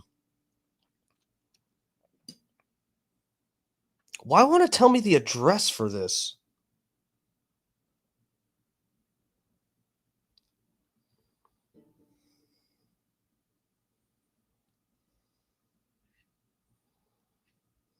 Okay, so let me look at.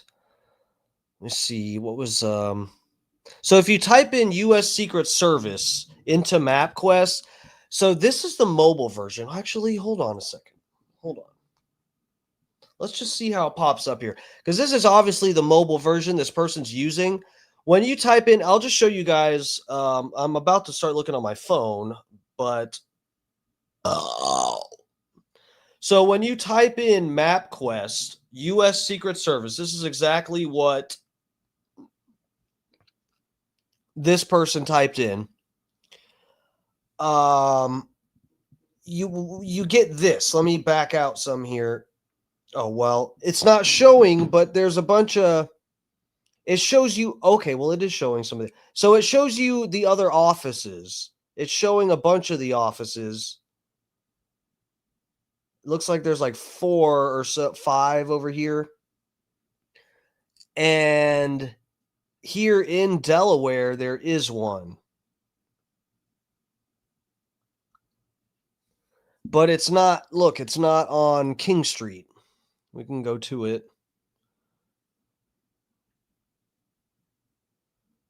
But it's in Wilmington. It's in Wilmington.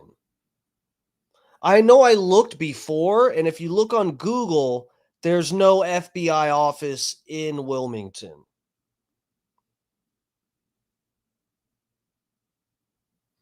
And you can see the street that this is on. It's between 11th and 10th. What street is this? Wait, hold on. Is this King Street?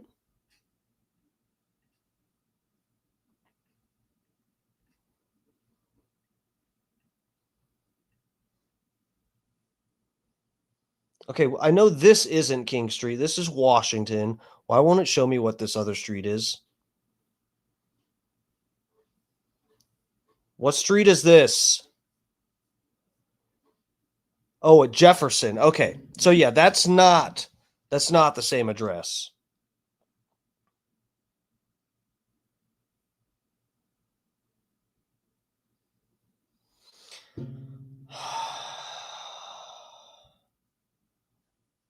Okay, let me see. Oh, I was going to see. Okay. Let's see here.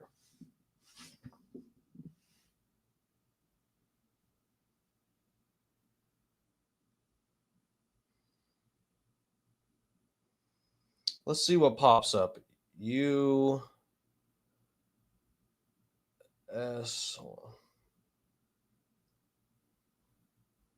Secret squirrel.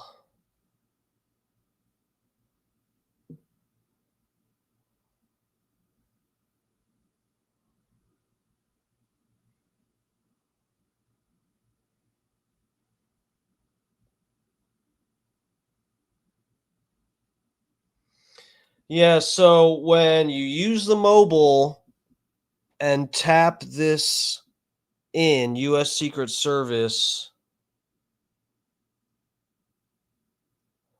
it doesn't pop up this address.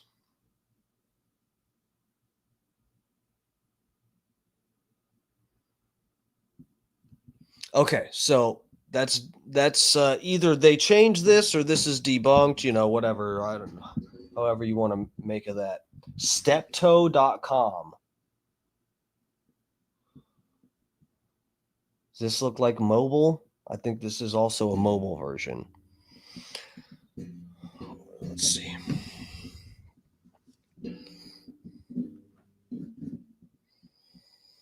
Okay. Oh, shit.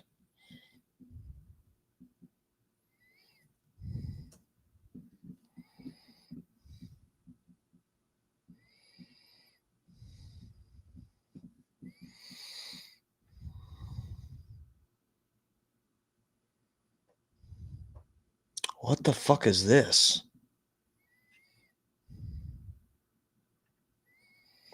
What'd they search? Oh, it doesn't.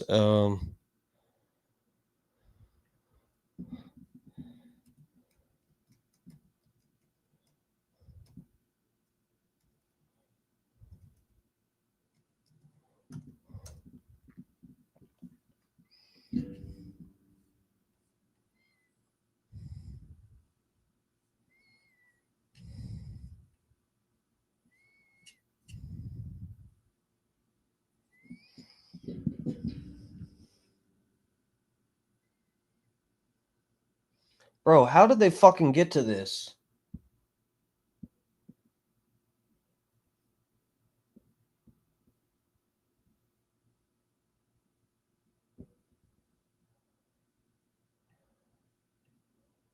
Is this even the right site? I have no idea. Hold on.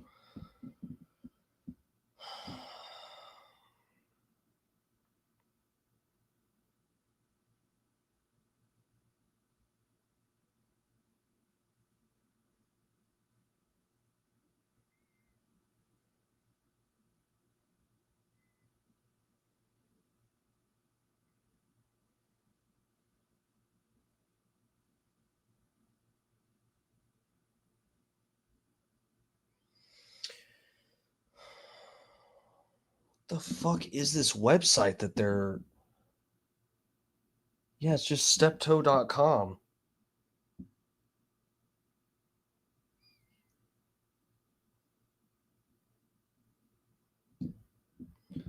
This is like an... What the fuck?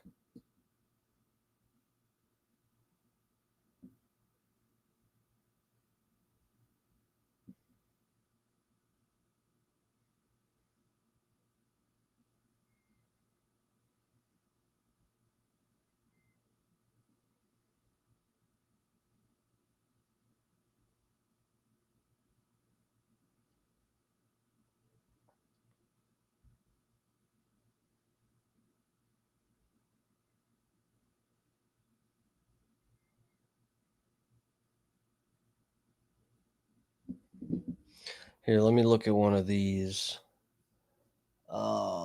Local govs. Am I getting viruses?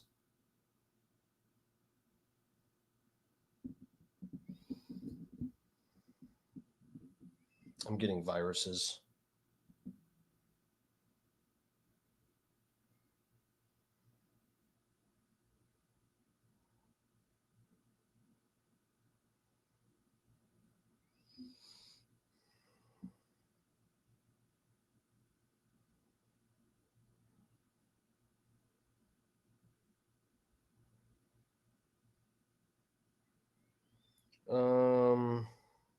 Where do they have like a frequently asked questions?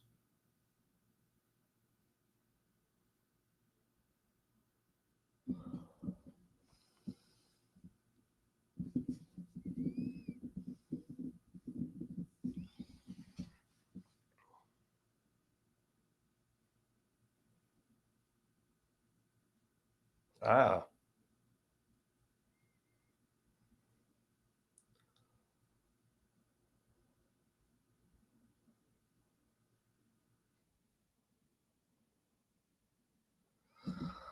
Um,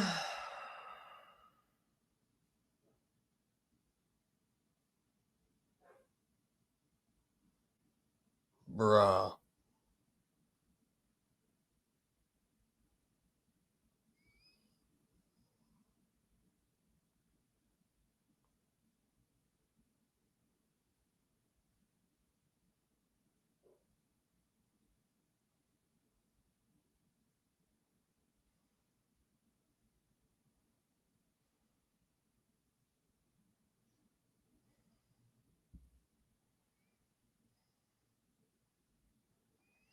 Hold on 1 second.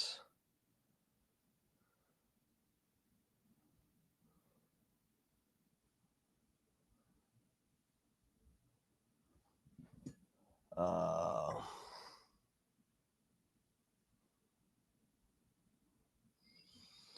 oh.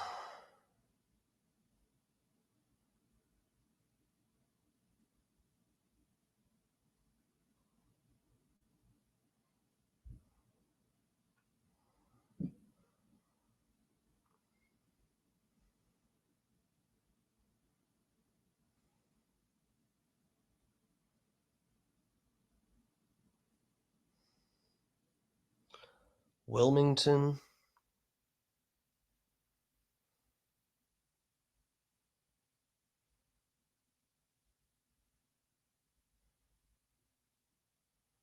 And the website's not working. Bro, what the fuck did this person... Okay. All right. Well, I'm not gonna spend the rest of my goddamn night trying to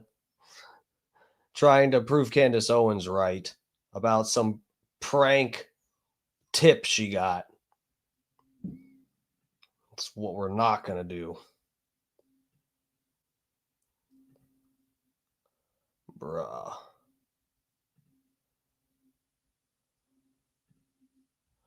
See, this is the thing. When I went to post about the Johnson and Johnson thing that I found, I made a whole video showing you how to get to it. So there's no confusion about that I edited something or whatever. Leave very little room for confusion if you're going to point out some anomaly. So I don't know, guys. It looked like Candace Owens got. Here, let me bring this back up. Make sure I didn't leave something out, which undoubtedly I did. It's already past 10 o'clock. Damn it.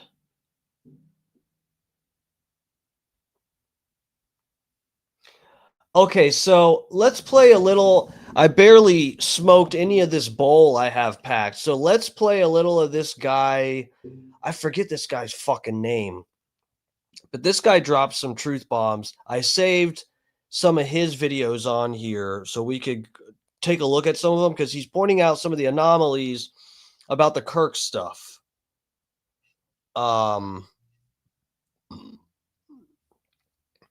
And I feel like once,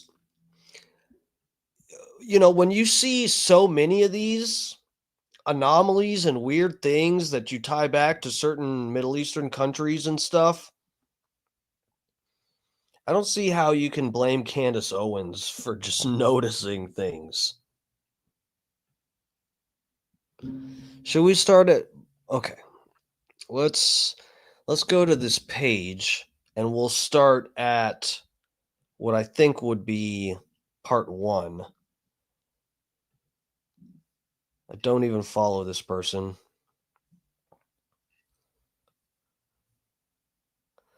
Mikey McCoy. I think that's where it starts. Okay, let's take a look at this. McCoy of a crime. I'm not accusing Mikey McCoy of being involved in a conspiracy. Maybe there's a rational explanation for this behavior. All I'm saying is that on video footage, we see Mikey McCoy's actions during and right after the shooting, and they're weird.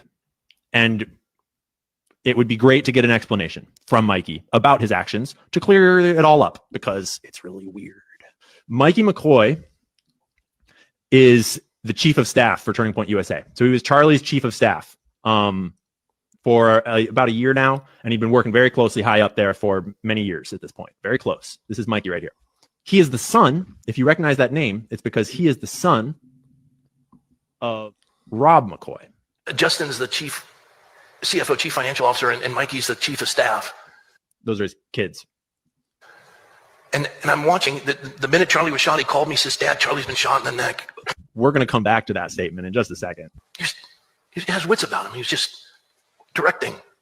He had blood all over him. And Wait. I didn't even notice that before. He just said that Mikey had blood all over him. Let's remember that in just a moment. I want to address something. Guys, here you go. I mean, I'm sorry.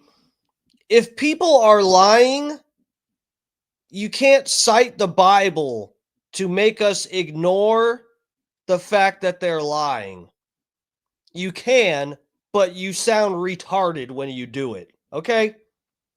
If people are going to lie about being covered in blood and when they made whatever phone calls, I'm sorry, but someone got fucking murdered.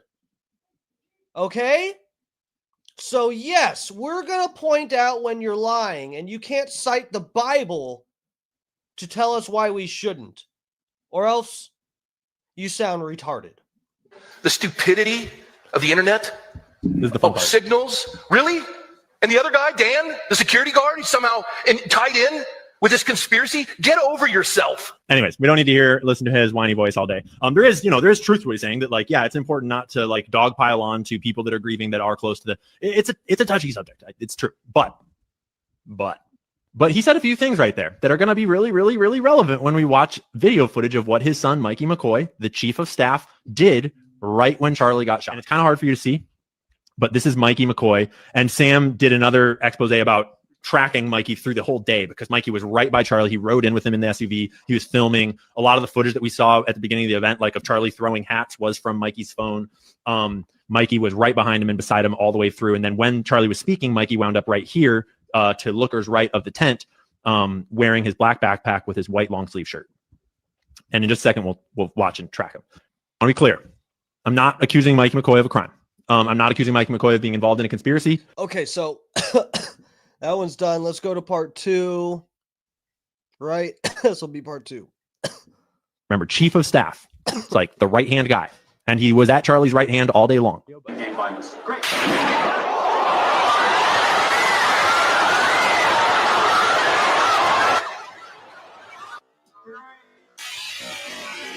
Out. And you can see that Mikey's left hand goes up, kind of like it's going to his ear to cover his ear. And his right hand is holding his phone. Okay, that's his phone. And we know it's his phone from more than just this, but that is his phone. Okay, so it looks like his left arm goes to plug an ear maybe, and his right hand holding his phone that was already kind of crossed like this starts to come up towards his ear. But Sam makes the important note that no dial motion is detected, right? It's the phone is in his arms, and it's immediately going up towards his ear. Okay? And he turns around. And Charlie has still not fallen over. You're about to see Charlie fall through the frame right here, but he's already turned around and walking away. And there's Charlie. Mikey's out of line of sight, and he's already on the phone. At least it would appear that he's already on. Note also how he's not covered in blood and how that was a lie. One of many lies pointed out by Candace Owens. Seems to really piss off people who are $7,000 richer with every post. It seems to really piss people off when you point out how other people lied. It's weird. Very weird, guys. And then in the same video, this is just, but now, walking through the frame in the background, white hat. Yeah, right there. Again, right here. Black backpack, white shirt, white hat. Like chief of staff, right? Wait. Charlie is evacuated behind him. But what's he talking about? He doesn't actually know anything yet. He walked away without seeing what happened to Charlie. Who's he talking to? Right? So this is from a different video, right? From back behind the scene where Charlie is currently getting loaded into the SUV. We all remember the timeline here. It was pretty quick. It was like within a minute and a half or so. And bro is already on his way out of the venue, walking towards the parking lots over there. This is over. Yeah, Scott Starbird and Don Ferguson, I think, supports you and what you said here. Mikey McCoy was either in on it or ran away and left his best friend the second he was in trouble. Yeah, basically, either way, it's not a good look. Either way, it's not a good look. This would be one of those situations where they say, Candace Owens is presenting this, and this isn't enough evidence to show for sure that he da-da-da-da. Well, that's the thing is, we don't even, Scott put it well here. It's like, it is evidence of something. Okay? And here we have two very feasible options. Either he's in on it, or he literally watched his friend get shot and casually walked away on the phone the second he was in trouble and bleeding out. There's no way to spin this where it looks normal. That's the problem. It's not about that this is proof that Mikey McCoy called Netanyahu and had him snipe him. It's proof that it's not normal behavior. In that direction is where the memorial got set up eventually. There is parking over there, but that's certainly not a logical thing to do at this moment, is to walk slowly towards the parking. When like he didn't see what happened to Charlie. He didn't see the response. He didn't see anything. He just turned and walked away on the phone. Remember, chief of staff. It's like, all right, so that's the end of that. Well, let's go to the next one. Can we just watch Rob say? Justin's the CFO, chief financial officer, and Mikey's the chief of staff. And I'm watching, the minute Charlie was shot, he called me, says, Dad, Charlie's been shot in the neck. Please call every pastor and pray. The minute that Charlie was shot, Mikey called me and said, Dad, Charlie's been shot in the neck. So was he on the phone with you? Because that seems pretty quick. And it's hard to say he even saw that it was a shot in the neck because he was behind him. And didn't the guy claim, either him or Erica Kirk, didn't somebody claim that he called Erica Kirk right away too? Oh, Promo's in here. Promo, lover, welcome. No, it's all good, buddy. What's up? Glad to see you in here. Better late than never. But, right, like, and he turned around within a second. But then he also says this. He has wits about him. He was just directing. Directing from not the scene? Directing from leaving? I mean, he sure seemed to have his wits about him. That is true. He had blood all over him. He had blood all over him? Whoa, bro. Blood all over him? I mean, I see a white-ass shirt, and we watched him walk away. And now it gets even weirder. Way weirder. Bro, blood all over him. Bro, this is the thing. is, can you imagine, guys, just imagine for 1 second, just try to visualize in your head, how would people react to Candace Owens saying that she was covered in blood? And then you look at a video from, like, imagine if Candace Owens was at the UVU campus with Charlie Kirk, standing next to the tent, and then later she says, yeah, Charlie Kirk was shot, and I had blood all over me. And then you go back and look at the video, and Candace Owens watches him get shot and just walks away casually on the phone. Can you imagine how people would act? Can you imagine what they would be saying about Candace Owens if she lied about being covered in Charlie Kirk's blood? That would be it. That'd be it for her. There would be a new video every day about how Candace Owens is a fucking crazy cunt. And they would all be made by Steven Crowder. Can you imagine? This is why it's significant. This is why, because if you put the shoe on the other foot, it's something so disgustingly egregious that you should want to post about it every fucking day. That Candace Owens, how dare she lie that she was covered in Charlie Kirk's blood, and she immediately called pastors to get them to pray so he'd survive. You guys would be roasting her. Does not matter that her best friend, not best friend, but a good friend of hers got murdered. You guys would say, yeah, so what? She's lying about it. That's exactly how we feel. That's exactly how we feel watching Charlie Kirk's friends and staff around him lie and do weird shit. And we point it out because it's just something not right about it. And you guys go, oh, you're crossing the line. They were his best friends. He loved Benjamin Netanyahu. How dare you? You guys are fucking idiots. Anyone that's believing the detractors who are shitting on Candace Owens, you guys are idiots.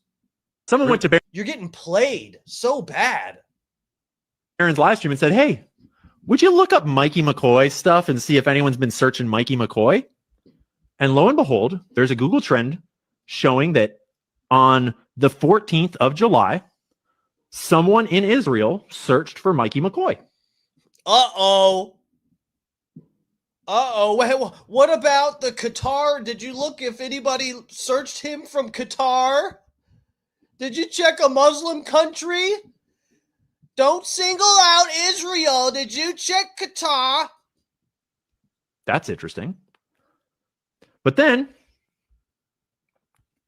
on August 15th, Mikey McCoy was searched in the Cayman Islands. That definitely means Israel is innocent. Which is weird. And then, on September 6th, 4 days before the assassination, someone in Israel searched Mikey McCoy's home address verbatim. Like street, like house number, street name, complete. But what did they search in Qatar? You're ignoring Qatar. There are people dying in Yemen. Hey, stop talking about Israel. Hey. Very specific search in Israel. All that is very weird. And you can go back to Baron's streams and watch them for yourself. I highly recommend that you do that to see the process for yourself and to validate and see exactly how that search was done to get a little context on it. But that's all very strange. And like to clarify, when Baron does these searches, he also shows he'll show that same search in New York and California and Arizona and the United Kingdom and Australia to show you that all these other places, no searches. But then in these places, searches, which is all very weird. And so this is where I started to realize that putting all these searches onto a timeline might tell us something interesting. Here we go, guys. Can we just watch Rob say? Okay, so let's go to the next one. This is where he starts to link up. So he's gone the extra step. Now, some of what he said so far, we've talked about all this. The Israeli search trends from the Wayback Machine and stuff, all these searches, if you just random fucking terms and places and things related to the Kirk assassination, you see Google searches from fucking Israel. Okay. Here he went a step further and actually made a timeline out of it and said, okay, we have this Google search from Israel about this person. What happened on this day that might have made someone go Google this from Israel? Because Barron keeps on kind of saying how there's this, they all cluster around this 2-week window, sort of in the middle of July of this year is when the most searches happened. And so I'm sort of thinking, well, what happened around July 20th? Like, what was happening in Charlie Kirk's life and in TPUSA's life and in Israel's life? And in, like, what was happening? On July 13th of this year, Charlie Kirk was in Florida at the TPUSA event hosting a debate between Dave Smith and Josh Hammer, where Dave Smith made Josh Hammer look like a fucking idiot. The debate was about Israel. We covered that debate. Guys, I keep us so in the loop with stuff. You have no idea. And I don't even I barely know what the fuck I'm doing here. In fact, I'll say it. I don't know what the fuck I'm doing here, okay? And we just happen to stay in the loop with stuff. Yeah, we did a review of the Josh Hammer, Dave Smith debate, which was moderated by Charlie Kirk, yeah. How about that shit, guys? And made the entire pro-Israel cause look ridiculous. And then the next day, on July 14th, Tucker Carlson headlined the main stage for the closing night of the event. And we know from Tucker's reporting, Candace's reporting, and kind of Dave Smith's reporting too, that a conversation happened backstage before Tucker went out on stage where he said, listen, I know that you get all this shit from donors, and I know that they're all over you, and I normally talk about Israel and about Jeffrey Epstein and all these things, and I'm not going to go hard on it. I don't want to bring more trouble on you. I'm not going to do it. And Charlie said, no, go all the way. Say it all. Go, Mac. And Tucker recounted that conversation to us. So that was July 13th and 14th. And there were searches before that. They extend into June and a few in April a little bit. Some searches before that. But then they explode. That very day, the 14th, not even before the event is over, that's when Mikey McCoy gets searched in Israel. Then, that same day, a guy named Richard Rasmussen gets searched in Israel. And who is Richard Rasmussen? Let me reference my other sheet over here. He's one of the surgeons at Timpanogos Regional Hospital. 2 days later, Timpanogos Regional Hospital is searched in D.C. And then, that same day, in D.C., someone is searching for Bo Mason, who is the commissioner of the Utah Department of Public Safety. On the 18th, Stephen Nealman is searched in Israel, then Lee Patterson, then Catherine Nestor, then George Hodgson Zinn. George Zinn was searched in D.C. Brian Gill searched in Israel. Robert Patterson searched in Israel. Lee Trotter searched in Israel. Road Lossie Center searched in Israel. You guys don't know any of these names. You've never heard of any of these names. Stephen Nealman, Lee Patterson, Catherine Nestor, Brian Gill, Robert Patterson, Lee Trotter. Who are they? Because Barron keeps... Bro. Okay, is there another one of those? I think that's it. Oh, wait, here we go. Let's see what else he gets into here.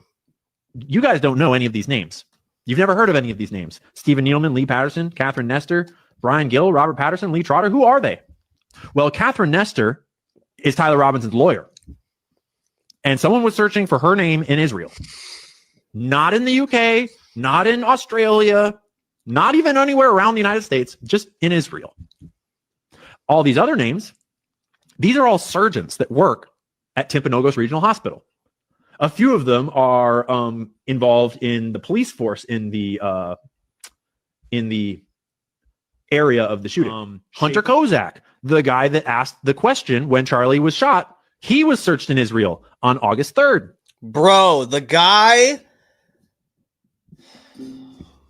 Need we say more? Do we really, come on, guys. This is all the red flags you need to say, like, not to say that this is Benjamin Netanyahu's doing directly, but this is enough red flags to go, yeah, something's up. Every single fucking person involved, any person that's gotten any kind of media attention since Kirk got killed, all these people were searched in Israel before it happened, huh? That's just like, do you understand? Can you guys grasp the statistical impossibility that is just a coincidence? Do we understand that? That would be like if every time you walked outside, whether it was raining or not, you got struck by lightning. Every time. That is like how statistically impossible it is that all these people that are in some way either directly or peripherally related to the Kirk assassination get Googled in Israel and some also in DC, but mostly Israel. The guy who asked Charlie Kirk's last question, the last person to speak to Charlie Kirk alive, was Googled in Israel before the shooting happened. And all the other people he just mentioned, the attorneys, the fucking hospital, the surgeons at the hospital.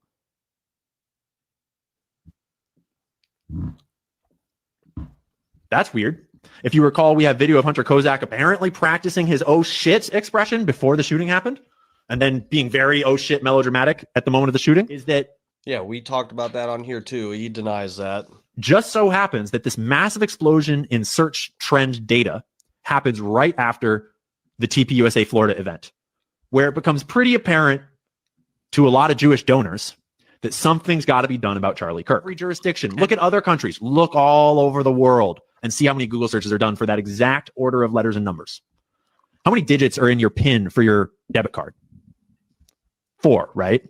Because just 4 random numbers in a sequence is a fucking like uncrackable code. There's endless possibilities.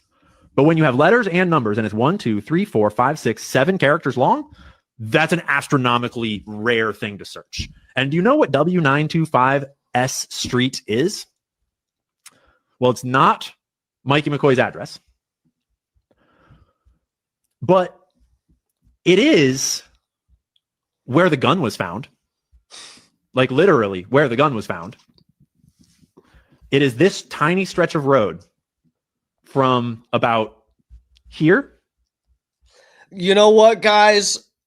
This is all very interesting, but I think I heard some preacher cited some part of the Bible that says this is pissing God off, the fact that we're looking at all of these weird things that tie this back to Israel. So I think we should just X out of this, right? No, let's keep going.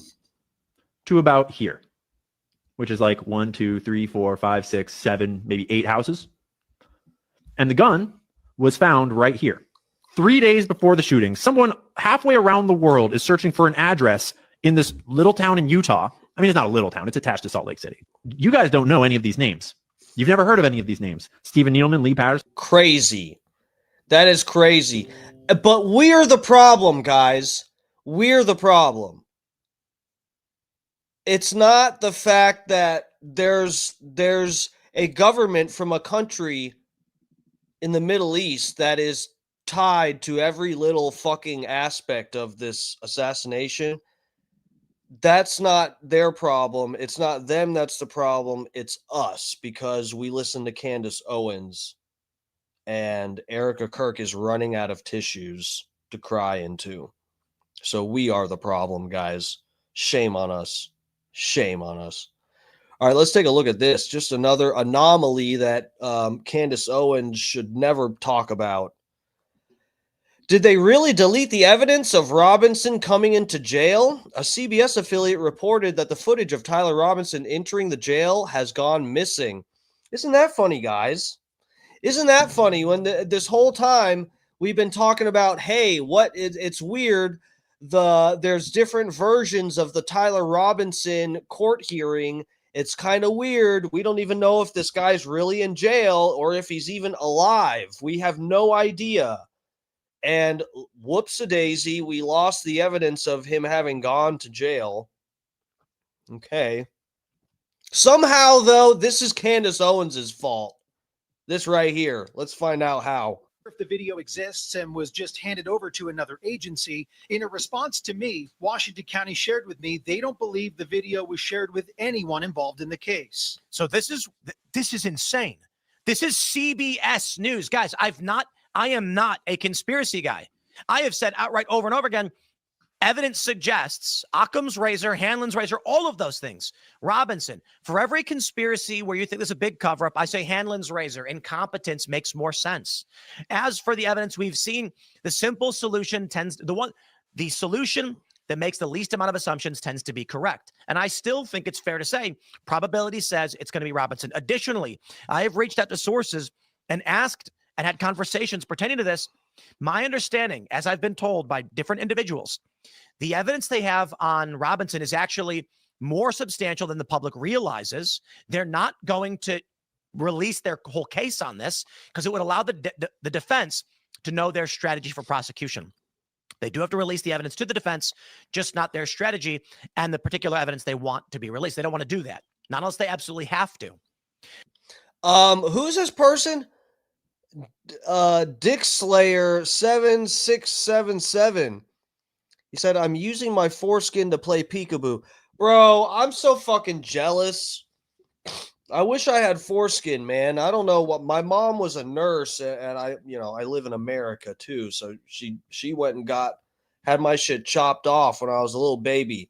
If there's one thing that I'm still mad at my mom about, even though she's passed, it's that she had my little baby foreskin snatched by some fucking rabbi doctor.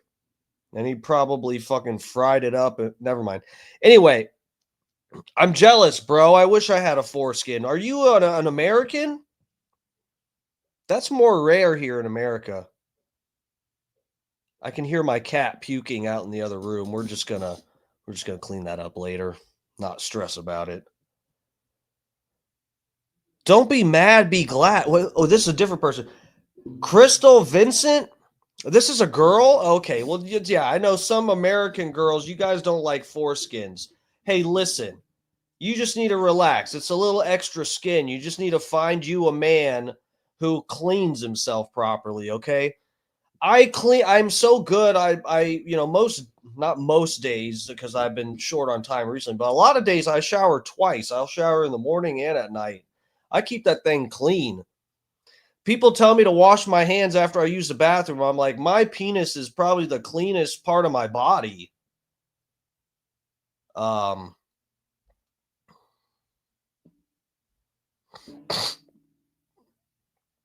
moms seem similar. Nope. Where are you from? I know American chicks are more like that. They're scared of like uncircumcised. Or at least it seems like that. Bro, I wish I was uncircumcised for real. I think the skin problems and stuff, the issues people have, I think are like a lot more rare. If you like actually have a father that teaches you how and why you should clean yourself, the proper way, which I didn't have. I was raised by a single mother, which is probably why she said, look, I'm not teaching him how to pull the foreskin back and clean it, so we're just having that shit chopped off. Damn you, mother. That guy came in here, bragged about his extra skin, and just left. He's not even in the chat anymore. God damn it. Anyway. My mom was Cuban. And like I said, a nurse too. I think that's the thing, is she was very much like, a little too trusting of the medical industrial complex because she worked within it. So my understanding is they're saying it's going to be open and shut. And that's why Turning Point is trying to get cameras in the courtroom. They want the public to see the trial and show they have evidence of this. And that being said, it doesn't help when you get weird stories like this. They never sent the surveillance footage out, but it's not been retained. So they don't have footage of Robinson actually being brought in by the sheriff. Now, the question I have first and foremost is, I don't know what any of that means. You know, it's something that I find strange, but you could always just say incompetence. Fine. CBS publishing this story. Again, this is local investigative reporters saying something doesn't add up. Cook, Tim Pool, cook for us. Where is the evidence? Did they really delete the evidence of Robinson coming into the jail? Now, some might argue they don't need it. He turned himself in. They don't need surveillance footage of him being brought to the jail. So then why ask the question? Honestly, I don't know. Let's play more. Wanting to get videos showing that he turned himself in and the manner he did so would be crucial for the defense work of mitigation. 26 years as a criminal defense attorney in Utah, Bautista is currently working another capital case in Utah County with the state intending to seek the death penalty. Again, Mr. Kirk, by all counts, was a great young man who was helping educate people, and we encourage that. And this is very tragic that he's lost his life, but it is not a death penalty case. When you look at this case on the surface and what you've seen play out, what stands out to you? What stands out to me is this is not an aggravated murder case. In order for it to be an aggravated murder case, that something is that can qualify for the death penalty, there has to be an aggravating factor. Bautista says the alleged weapon in the shooting alone doesn't meet the standard for prosecutors to seek the death penalty. The risk of hitting someone else really isn't there. And so that's why I believe that aggravating factor is really weak. Now, why it was charged that way is clearly political. I hope he gets the death penalty. And I just want to remind people that we still have the death penalty here in the state of Utah. Instead of looking at it objectively, a prosecutor is to look at the evidence objectively and then charge the person with the most applicable crime. Here, where they're saying it will be this crime, we are now taking evidence. So they're trying to make the facts fit a cause of action that is not applicable. But what the fuck? Crystal Vincent said, "I don't know what to believe anymore." Look, we're all pretty much there. If you followed my stream, I think you're new and welcome. Thank you so much for hanging with us. I've tried to be clear with this. I support Candace Owens having, the right, and I support her in terms of I also want her to succeed and promote her in being someone who is a voice of having an open discussion and saying, that we do find some of the actions of TPUSA and all these and even the feds, Netanyahu, Trump, Josh Hammer, all these fucking people acting weird and lying, objectively lying, when they said Mikey McCoy is covered in blood and fucking all this other bullshit. Don't get me started on the 30-06 and all that. We've been through all the shit, okay?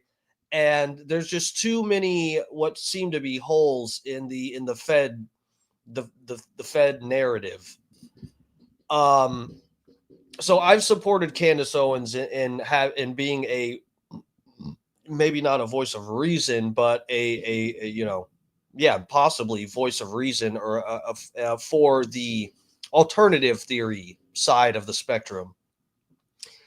But in general, yeah, it's just I don't know what to believe anymore. I don't,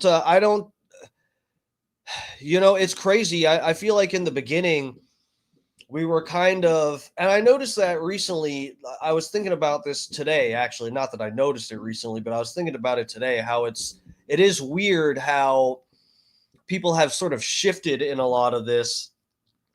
A lot of us were very, very focused at the beginning because this is the easiest, not that low, but low hanging fruit of poking holes in the Fed story by just looking at the video and knowing what little bit you can know about firearms and stuff.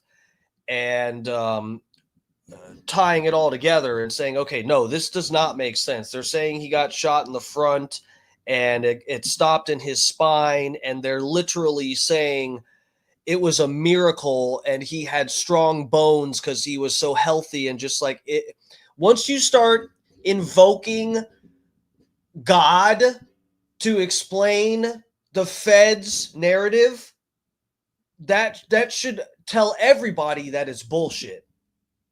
The federal government should not be invoking miracles to explain what happened. That is ludicrous, okay?